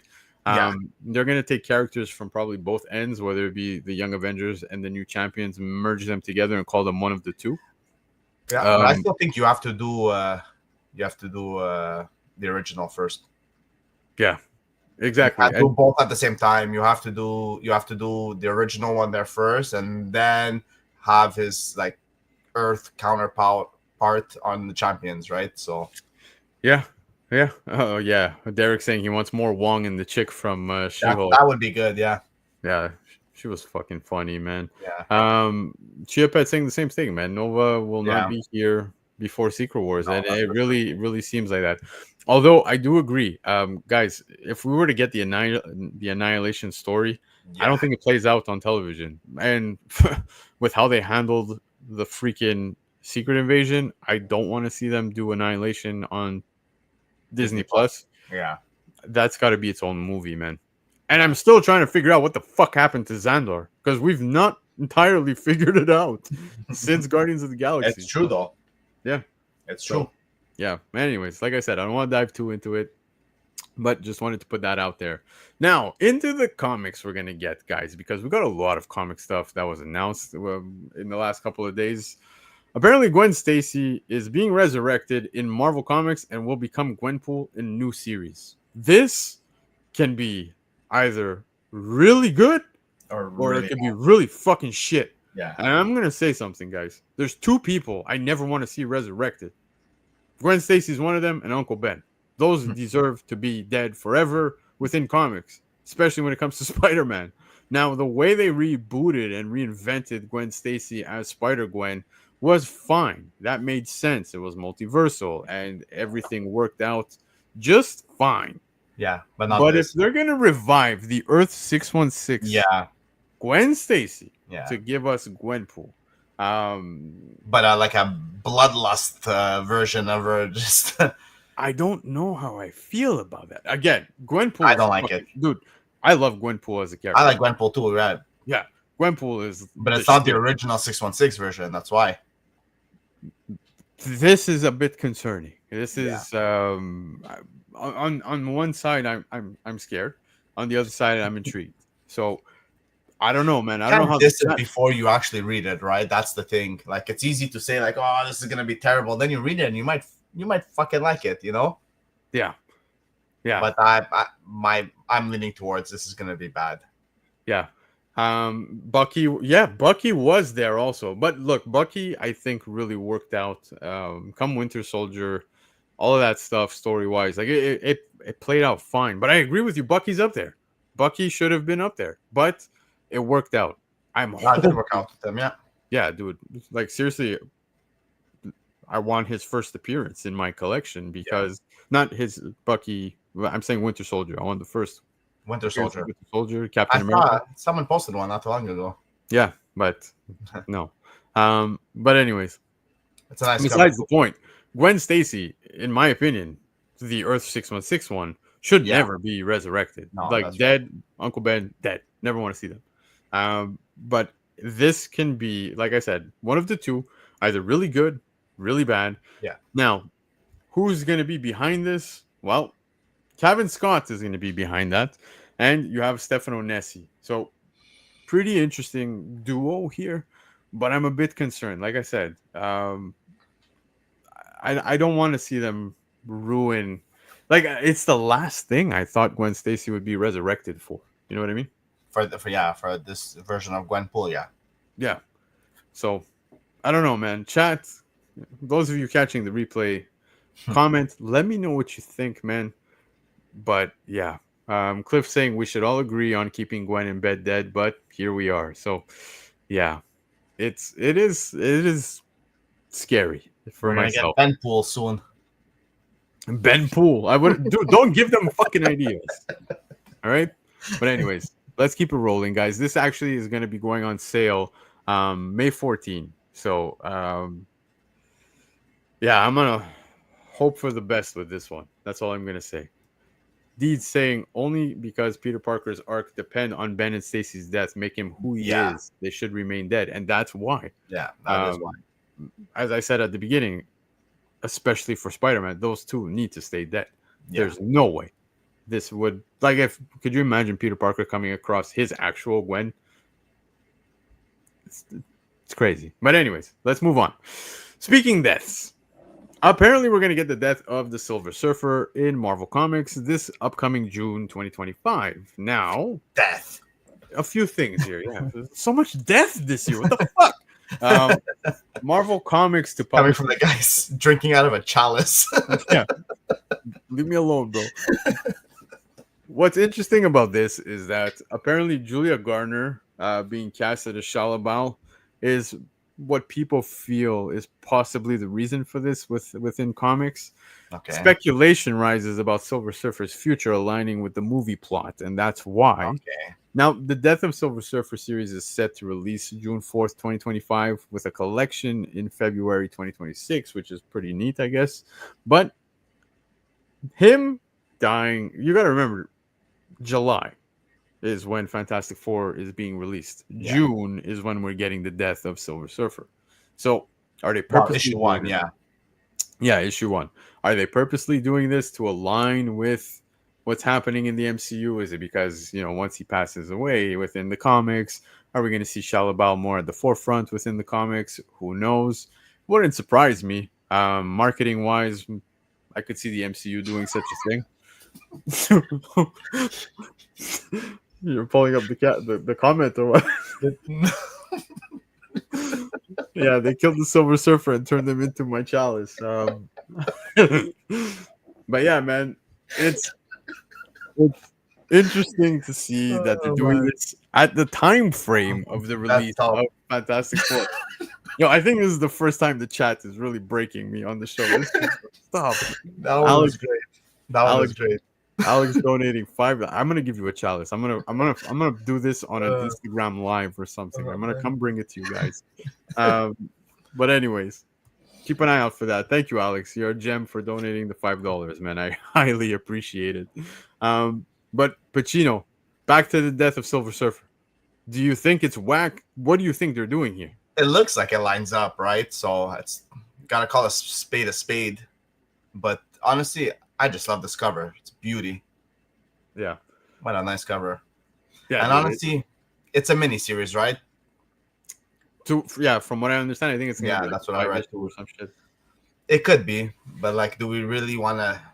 Is there anything really big on speculation? It's just like you said, it's maybe something for the fans, like after the movie, or to get them ready for the movie, to have this little story arc, so they could be like, oh shit, okay, let us know more about Shalabal, right? So if it is true, yeah, makes sense though. Why wouldn't they do it? Yeah, well, look, we saw them do it. Like Miss Marvel ended up dying and then coming back rather quickly because they wanted to turn her into a mutant within comics to align with the MCU. So exactly, it could be the case. Definitely makes sense. Could be the case. Yeah, we'll see. But dropping June 2025, so I'm going to be keeping an eye out on that one. Okay. Now, we spoke rivals. You guys might be happy, because Jeff the Landshark bites into his first ever solo comic series. Kelly Thompson is going to be behind this. Jeff the Landshark stands this June as well. Now, Jeff the Landshark has been a sensation, a big hit since the release of Marvel Rivals. I feel like we cannot escape talking Jeff the Landshark at least once a week. Here we go. Now he's going to have his own little series. It's pretty interesting to see the amount of characters on these covers alongside him. I just want beauty. Yeah. Will we see him alongside Gwenpool? That would be fun. But pretty. He's not a character in the game, so no, not yet. But within comics, yeah, that's right. So I guess intrigued. Just putting this out there as information. I don't know if you guys saw this in the previews, but yeah, we're getting Jeff the Landshark in his own title finally, man. So this is gonna be pretty fun. Are you picking this up? I'm 100% picking this up. I Especially figured. that first cover is a beauty. How Yeah. do you pass up that first cover? Not that the second one's bad, but that first one's just a beauty. Yeah. It looks like the actual art from the video game. Yeah. It kind of does. I could see it. But anyways, that's dropping in June, so pretty nice covers. I like them. Yeah. Looking forward to see what this one's going to be about, man. I think Yeah, it's going to it's be story wise, what could it really be? But we'll see. yeah, it's going to be a wild ride. Now, this is the big one, guys. Imperial. Jonathan Hickman presents the end of the beginning. Now, I don't know if you guys saw this, but Comics Pro took place, and Jonathan Hickman, we got some announcement regarding Imperial. And what we're going to go over here is that Jonathan Hickman's upcoming Marvel Cosmic series Imperial, blending House of X and Ultimate Spider-Man. So that alone Yeah. has me sold. This is also dropping June 2025. Marvel reveals Imperial will explore cosmic realms with influences from Nova Corp and Shi'ar technology. Then you have Jonathan Hickman's vision includes elements from his scrapped Imperial Guard and New Mutant storyline. Comics Pro becomes a key event for comic retailers discussing the future of the market post Diamond. So yeah, the Comics Pro. If you guys missed out on that, there was a lot of announcements made there. It was pretty, neat to see how much news came out of that. But Imperial looks like it's going to be a big event here, especially Ultimate stuff related. It seems. I don't know if you guys read Time Slide. You remember that book? I remember Time Slide making the top 10 list over on Covrprice, and we were talking about that Rob Liefeld cover. And I told everybody, I said, guys, the Liefeld cover is whatever. And to be honest with you, guys, call me crazy. The Liefeld stuff that's going on now, post him getting upset with Marvel, it really comes off as petty, man. It comes off as childish too. No, I love Liefeld. I love his work. But man, tone it down, dude. No, 100%. It's starting to come off weird. Well, it all came out. I I understand why he got upset, especially when it comes to not being invited. Like with the Deadpool stuff, the Deadpool and Wolverine stuff. Yeah. But man, he's saying Feige needs to do this, throw in the towel. He doesn't got it. It's just coming off as petty. Let it be. Come off as a rant. Yeah, exactly. Let it be. Move forward. Just focus you, bro. Continue to do what you do best, which is, draw, do your comics, etc. But Imperial. I was talking Time Slide, Rob Liefeld cover price. But inside the book, I kept telling everybody, inside the book, there's a lot of key shit. And within this particular panel, that big thing, you saw, on that scroll, they were talking about the One World Under Doom. Now you're seeing also galactic leaders assassinated, which it seems like Imperial is going to go that route. I hope my boy Nova is not biting the bullet. It's starting to feel that way. When definitely biting the bullet. Yeah. 100% he's biting the bullet. I know. I don't want to admit it. I don't want to see it either, but he's biting that bullet. Yeah, but Imperial is looking like it's going to be something very important, guys. I hope everybody is going to be on board with this. We're going to be getting some incursion stuff taking place again.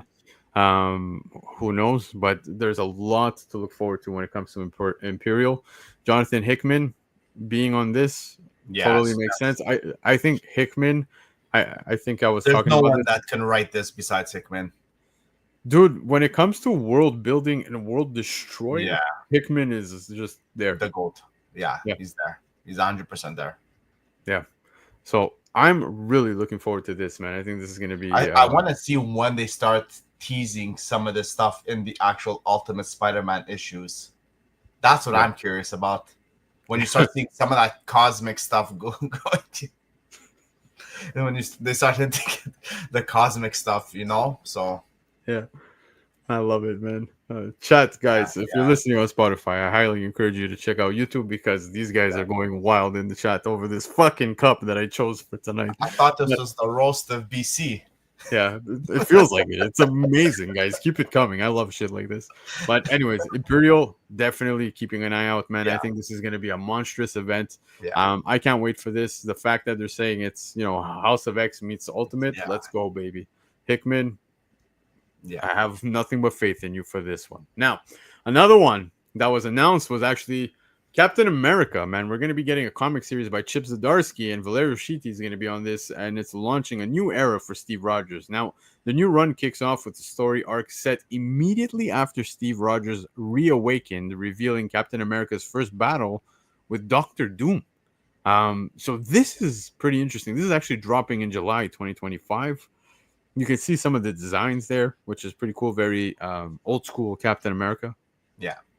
I already feel like this cover alone is stunning. This is a total pickup from myself. But if that is the cover, right? It says promo art. Oh, it's got to be a cover. It's got to be a cover. It literally says by Valerio Schiti. It's got to be a fucking cover. That's a beauty, though. Yeah, dude, this is amazing. This screams America. No, but Canada.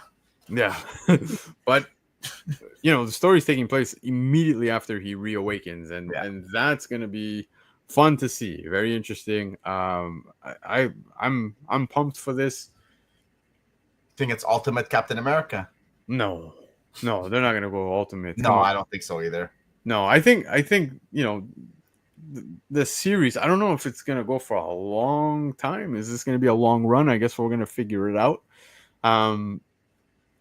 Couldn't get anyone better than Chip to start, anyways, right? Dude, he killed it on Daredevil. Sorry, it didn't go long to Daredevil, but he killed it. It was such a fantastic story. Yeah, agreed, man. But yeah, Truck Wars saying that this cover is so good, it's going to be a second print version. Yeah. He's not wrong. You know what? I think we could take wagers. Let's do that. Yeah. I think we should come back to revisit when this does hit FOC, guys. If it goes to a second print and ends up, being a virgin, man, we should give kudos to Trevor for this one, because 100%. I could foresee that taking place. But I'm excited about this. I'm looking forward to reading about this one. Yeah. Now, guys, Batman. Funny because we were talking Chip Zdarsky, and Batman stuff he did was great too. Yeah, it was great too. Yeah. But DC Comics is going to be relaunching the Batman ongoing with a new Batman #1 written by Matt Fraction and drawn by George Jimenez in September 2025. Okay. Now, DC Comics, yes, that's going to take place in 2025. Each issue promises self-contained chapters offering fresh and engaging storytelling for Batman fans. Jimenez returns with a new Batman costume, Batmobile, and a vibrant Gotham City redesign. The series blends beloved characters with new faces, emphasizing Batman's iconic superhero essence. Now, one thing I saw a lot of people saying online for some freaking reason was, who the hell is Matt Fraction? Guys, Fear Itself. I don't know if you remember that with Marvel, but Fear Itself was great. I enjoyed it. That's just to give you an example. But the pairing seems like a very interesting pairing. I'm excited about it. The designs, it carries that vintage, old school feel of Batman with a modern flavor. You know what I mean? No, for sure. The cover right there, like on the right hand side, the blue. But Jimenez is such a good artist too. Oh, dude, you can't go wrong. You cannot go wrong. Amazing. Okay, sorry, Jimenez, yeah. I'm not. Obviously, the Latino's correcting me. He's correcting me. So thank you. I apologize for that. Jimenez. But yeah, man, it's definitely a great looking design so far. The pairing, story wise, as long as that's gonna be all right. Now I know we're getting Hush relatively soon. This is taking place now. After the fact, it looks like we're gonna be getting Batman 1. So that's coming relatively sooner than I thought, to be honest. I knew there was going to be some kind of a reset coming for Batman. Yeah, 100%. But I didn't think it was going to be this quick. Yeah. Well, Absolute's been killing it, so. Yeah. So Chiapet saying the same thing. Fraction is a wild choice. He can be incredible when locked in. So, yeah. It depends which route they go, right? Yeah, for sure, dude. He's good on like horror like that when you go like creepy and shit. Yeah. So we'll see. But I love Hush, so we'll see. Yeah. But exactly, Deeds. It looks like that's what's gonna happen. They're gonna close the Hush storyline and launch a new volume. So yeah, that's exactly what's gonna happen. good times ahead for Batman. That's going to be fun. It does feel that way, Alex. Like everything is hitting a Yeah, reset. Literally amazing. Spider-Man's getting reset now this year. Batman's getting a reset. So much. I feel like the main stories for most yeah, titles kind of exactly. they need it, but they're not doing it properly. It's like it's a reset, but it continues off of the same bullshit. That Um, that's where I have a problem with, where like at least reset it in a way that it's new after, right? Not that it comes off the story that we just got 30 issues of. You know what I mean? yeah. It's all Dude, the hype to sell another number one, pump on more I radios, just pump think more it's shit. sad. I just think it's sad that It, I look more forward to fucking Ultimate Spider-Man than I do Amazing Spider-Man, and like that alone speaks volumes. So they make ASM great again. yeah, make ASM great again, and many other titles as well. I'll Yeah. leave it at that. But there's still great reads out there. Now, one of the main ones I want to talk about, guys, a Marvel DC crossover Yeah. is headed our way. So if you guys recall in time, we had DC versus Marvel Comics. We had JLA Avengers, the Justice Yeah. League Yeah. Avengers. Those were two great reads, man. They were fun. Some I don't know. There were parts of it that do feel pointless. I'm just gonna be honest. Fun to read though, because we've always wanted to see these Yeah. Exactly. worlds collide, right? But apparently, the editor in chief, Mister at Marvel, of course, Cebulski, and sorry, the Javins, is it Javins, Yeah. whatever. Javins. Yeah, they were at the Comic Pro Retailer Summit in Glendale, California on Friday, where they followed the keynote speech to announce the company-wide crossover. It will take place in two one-shots. So we're getting two one-shots for this, with Marvel publishing Marvel DC and DC publishing DC Marvel. Marvel isn't all that interested in doing a lot of crossovers in general. And this is Marvel Comics VP and executive editor Tom Brevoort explained in his Substack newsletter last year. DC for the last several years has seemed much more open to doing them, but whenever Marvel does participate in one, there tends to be some reason for this internally, some objective that making a crossover helps us to achieve. So that's my question is, as much as I'm so excited for this, dude, it's been 20 years since we've Yeah. last gotten a crossover, right? And that Yeah. was Justice League Avengers, Justice League Avengers. That's right. Yeah. which, by the way, that ending with Superman with the fucking Mjolnir and the shield, and it was good. It was Yeah. good. It was good. Like it was a geek out moment for myself. Yeah. Something we always wanted to see, right? So. Well, it's kind of like when fucking Captain America held Mjolnir in the Yeah. Avengers That's Endgame, right. right? Yeah. When I read that back in the day, it was kind of the same feeling. Yeah. But this is rather interesting. What is the main objective? Two one That's shots yeah. for this. There's so much question that comes to my mind. Like, there were characters brought in back in at this point. And look, we're just looking at the cover of DC versus Marvel right now here Yeah. on the slide. But you go back to this point, there was a pretty important character in the story called Access. I don't know if you guys remember him, but Access was pretty much the one that like Merge the two. yeah, exactly. Like you He remember brought the back two worlds to collide or whatever it was. yeah, exactly. And you remember the amalgam stuff? Yeah. The amalgam universe like Yeah. there was so much that came out of that from back in the day, Yeah. but now we're just getting two one shots. So I wonder what is the objective here. Yeah, Is no, it's it, weird that it's like two one shots and it's like flipped over on each end, right? Where it's Marvel DC and DC Marvel. So it's like, does that mean something? yeah, Is it the same story but told in two different perspectives? That's what I'm it not, feels like if it's two one shots instead of it being like, you know what I mean? Like one series with a 1 and 2. yeah. No, exactly. Look, you're looking at the big two. I see Derek in the chat saying, the DC Sonic. Yeah, but DC likes to do crossovers. Yeah, crossover. No, for sure. But Marvel, these are the big two, right? These events, it's happened twice. Now this is going to be the third time. And when Yeah. this does take place, so what is the main thing here behind this? What's taking place? Why two one shots? Are they going to build towards something? I like what you just said because it kind of reminds me of the DC All In special, right? Where you have, you read That's right. from one flip side into the middle, and then you read the other side to the And it middle, and it all collide. comes Yeah. together. Yeah. I like that. Maybe that's something that they're probably going to do. There's a reason for the title of the Marvel DC and then DC Marvel. Are they building towards something? I would love to see that. I would love to see another type of event take place. I would love to see Access make his way back. That'd be interesting. Yeah. I I thought it think was, it's more of a money grab. You know what I mean? Honestly, yeah, this but thing is gonna sell. It's gonna sell but well. but we've waited all this time for such an Yeah. event. Well, I don't want to say waited as if we waited very impatiently. No. But I mean, it's been quite some time. So to give us just two one shots, there's gonna be more. There has to be more. Did we get one with the other ones? Sorry. Did we get that moment with the other ones? No, I think it was more fun at the time, right?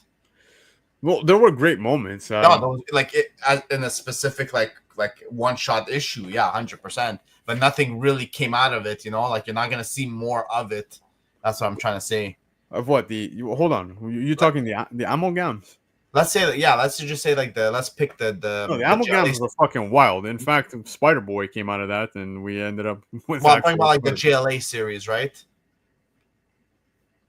The JLA Avengers series. Yeah, that's right. So yeah, that was an entire thing on its own, and then when it came to ends, that was it. Everybody went their own way. Yeah, exactly. So but that's what I'm saying. I feel like they're gonna do the same thing with this. Yeah, even the DC versus Marvel Comics was kind of fucking weird on how it ended. It was just kind of like, okay, let's. But that was a 5 or 7 issue. DC versus Marvel was either a 5 or a 7, maybe even 3. Yeah, no, I don't think it was that many, dude. Maybe it's 3. I have it here somewhere, the full run.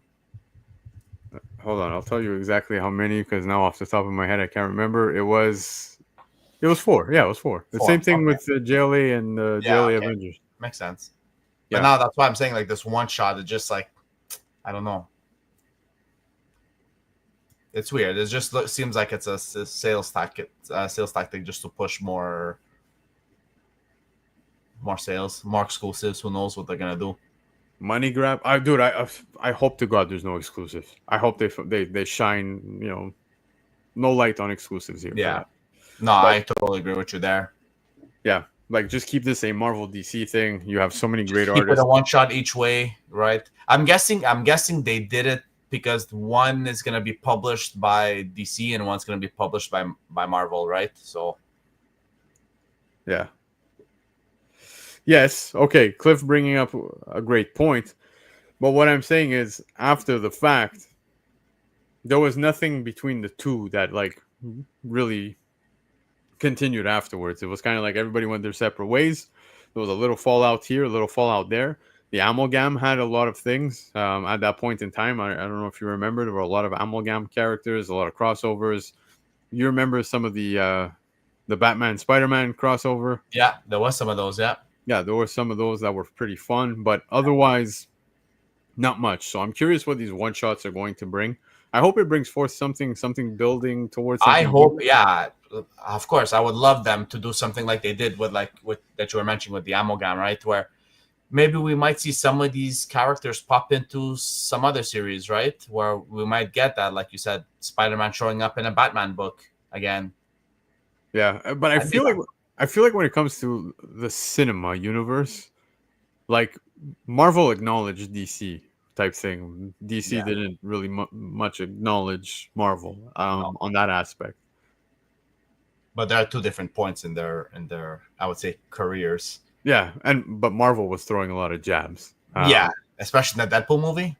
Yeah, dude, there were jabs. Yeah, there were some serious jabs. Full on hooks. Yeah. But yeah, man, it's gonna be interesting. It's gonna be fun. I'm looking forward to this. This is great news. I mean, comic fans, whether you're a Marvel fan or a DC fan, the way I was seeing this, I said, it's been 20 years since, and there's been so many good characters that have come out of both Marvel and DC Yeah, that, there's certain weren't in the original crossovers run. Yeah. I would love to see. You know what I mean? But with only 2 one-shots, it doesn't look like there's much story to tell. So, No, but you might see some of those newer characters, right? That we yeah, got in the last 20 years, like let's say like Miles show up and stuff like that. So we yeah, don't know. We'll see. yeah. I agree with Chia saying these Yeah, they're company definitely meant to stories. be fun. Yeah. They're just meant to be fun, and I had a lot of fun reading these as a kid, man. Like, this was nothing but pleasant. I really enjoyed Yeah. it, so I'm looking forward to seeing this. I like your idea, hoping that it's Marvel DC Marvel comes together and it concludes the story. We'll see, but needless to say, it's very exciting. Great news coming out of the comic world this week. But like I said, guys, there was a lot of comic news. That was the hot topics. Nothing too spicy for this week. But we will start bringing back some spicy topics as of next week. I really wanted to focus on comics because there was a lot of comic news. So I hope you guys enjoyed the show. If you guys haven't yet, hit the like button, subscribe button, comment below if you're catching the replay. Show some love. PACINO, what's going on with you, bro? You have anything up and coming? You're just chilling? I'm just chilling. Straight to work tomorrow morning. Work, kids. That's it. I'm just waiting for Monster Hunter Wilds this weekend. No kidding. Yeah. Building up the credit with the wife. Yeah, man. For sure. Chat, salute to you guys. Salute. Thank you so much for tonight. It was a blast. You guys broke me tonight. Everybody, keep an eye out on Instagram. I have to meet up with PACINO because I have a ton of his books here. So I'm going to make sure to include a chalice, take a picture. You guys can make fun of me all you want in the comments. And yeah, man, have fun with it. Guys, I will be over on Covrprice this Tuesday for the top 10. And of course, I'll be going and hosting the show on Thursday night with the crew, bringing you the weekly shakers. So don't forget, hit the like buttons, go subscribe over to Covrprice, show some love to Covrprice. We're going live every Tuesday and Thursday, bringing you the top 10 and the shakers over on their YouTube channel. And I'll be back next Sunday with another guest going through the same stuff like we did tonight. And we're going to go through the FOCs, the market report, and the hot topics. Can't wait to see what's cooking this week. Guys, we're getting closer to Daredevil. We're almost there. Yeah. We're almost. I'm so excited. Almost. So excited. Dude. I have an app, a widget that has the countdown, and every day I see it, it's just like, fuck, today's not the day. Yeah. Bro, I took my kids to buy Pokemon cards yesterday. Oh, shit, remember I was telling you? Yeah. I took them to a shop to buy Pokemon cards because they like to rip packs. And I saw there was a Daredevil, Punisher Season 1 pack just sitting there. And it says that there's a potential auto in there. Yeah. So I look at the guy, I'm like, okay, how much? He's like $8. I'm like, okay, for one pack, it's a bit much, but let's do it. I'm feeling lucky. Dude, I rip open that thing. I got the shittiest cards, bro. Oh, yeah? You just get John Bernthal, you got Jigsaw, you just get like random stupid cards. But man, the card game, what a rabbit hole, eh? That rush. It's a rabbit hole, especially like you're looking at like those smaller series. Because like even like look at Sonic has a Cyber Cell series, Transformers, they're pumping cards like no tomorrow. They're so scarce though. If you hit that one card though, you're laughing, you know what I mean? But it's a dangerous route.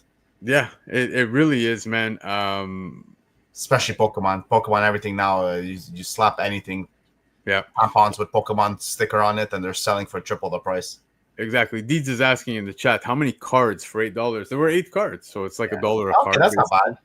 Yeah, but I was hoping for an auto, man. But those things are like a 1 in 50, 1 in 75 sometimes. It's you know what? Fuck it.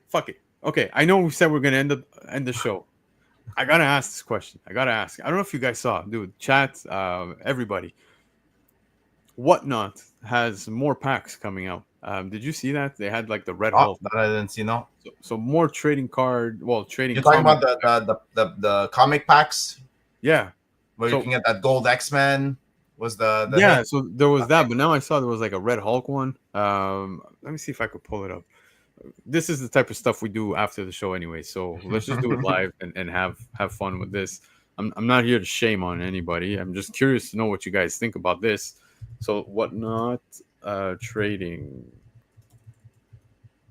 pack. Did you see the I saw the other ones. I didn't know they were doing it again with the new ones. Yeah, so they came out with new ones, man. It's like some exclusive Captain America. There you go. So here, I'm gonna show Okay. you. I'm gonna show you very fast. Um, by the way, guys, those of you sticking around, I appreciate it. You're just hanging out with the boys right now, so I appreciate Oh that. shit. Okay. So yeah, they're coming out with these, man, and apparently they've got three random variants from a selection of iconic Captain America and Hulk issues: Hulk 1, Hulk 22, Captain America 25, Captain America Sam Wilson 6, Captain America Sam Wilson 3, reimagined with brand new exclusive variants. So there's limited print runs included, which we know how this works when it comes to these. Yeah, exactly. Oh, These ultra rare prisms, etc. yeah. Autographed editions, which is really neat. Five ultra That rare, one of one one sketch of covers. yeah. Yeah, Those are gonna be retarded. by Bagley, but there's so What did they say? I, There's only 5 of them, so they're only making 5 of the sketch covers. yeah. So there's That, only at least, 5 of those. so that's Okay. yeah. Here, the signed gold foil. Trade the Virgin, the 1200, 600 silver. Okay. Yeah. So what's your thought on this, if you don't mind me asking? Yeah, I'll make it bigger because I forgot we're I still think live. We're I still think live. it's another selling mechanic, right? So it's Yeah. not bad, but Uh, the prices these things go for are insane too. yeah. I was I never want to see. I was never a big fan of what do you call it? The the whole mystery box shit, you know what I mean? Yeah. It is what it is. A lot of people do it. Even the trading cards, like you have to gauge your way. Like I'm at the point where like when I'm buying trading cards, I'm buying them. No fuck. I'm buying. You can send that $15 to me. No, I'm good. I'm I'm buying to like keep sealed as in terms of investment because I read up on series and see if they're gonna do well and then sell it sealed unless I get a great price and I'd just be like, what the fuck? I'll open one and sell the other 3, kind of a thing. Yeah. But I'll just go buy the card I like. I'm at that point, right? So it's like if the card I want is $100, instead of buying a box for 200 and hoping to get that card, I'll just go buy that card. Yeah. No. Exactly. Now, some interesting books here, like just reading them, like the Hulk 1, Hulk 22, Captain America 25 is a good one. Captain, yeah, that's a That, nice that one. that's the one with who is the new Captain America. Yeah, I sold my second print. I remember that book. Yeah, Captain America Sam Wilson 6 is a neat cover. But again, I'm curious to see what kind of new covers they're gonna make here for The this. Hulk one is a nice cover too. Yeah, Can't yeah. go wrong. But Especially apparently, if it's like gold foil around or whatever. So yeah, but apparently these are going to be available from February 28th to March 1st. So yeah, okay. I'm curious to see come this week if we start to see any sales over the weekend. Oh I yeah, can you're assure definitely. you, I am going to talk about that over on the market report. And they're going to be up next there for week. sure. Yeah.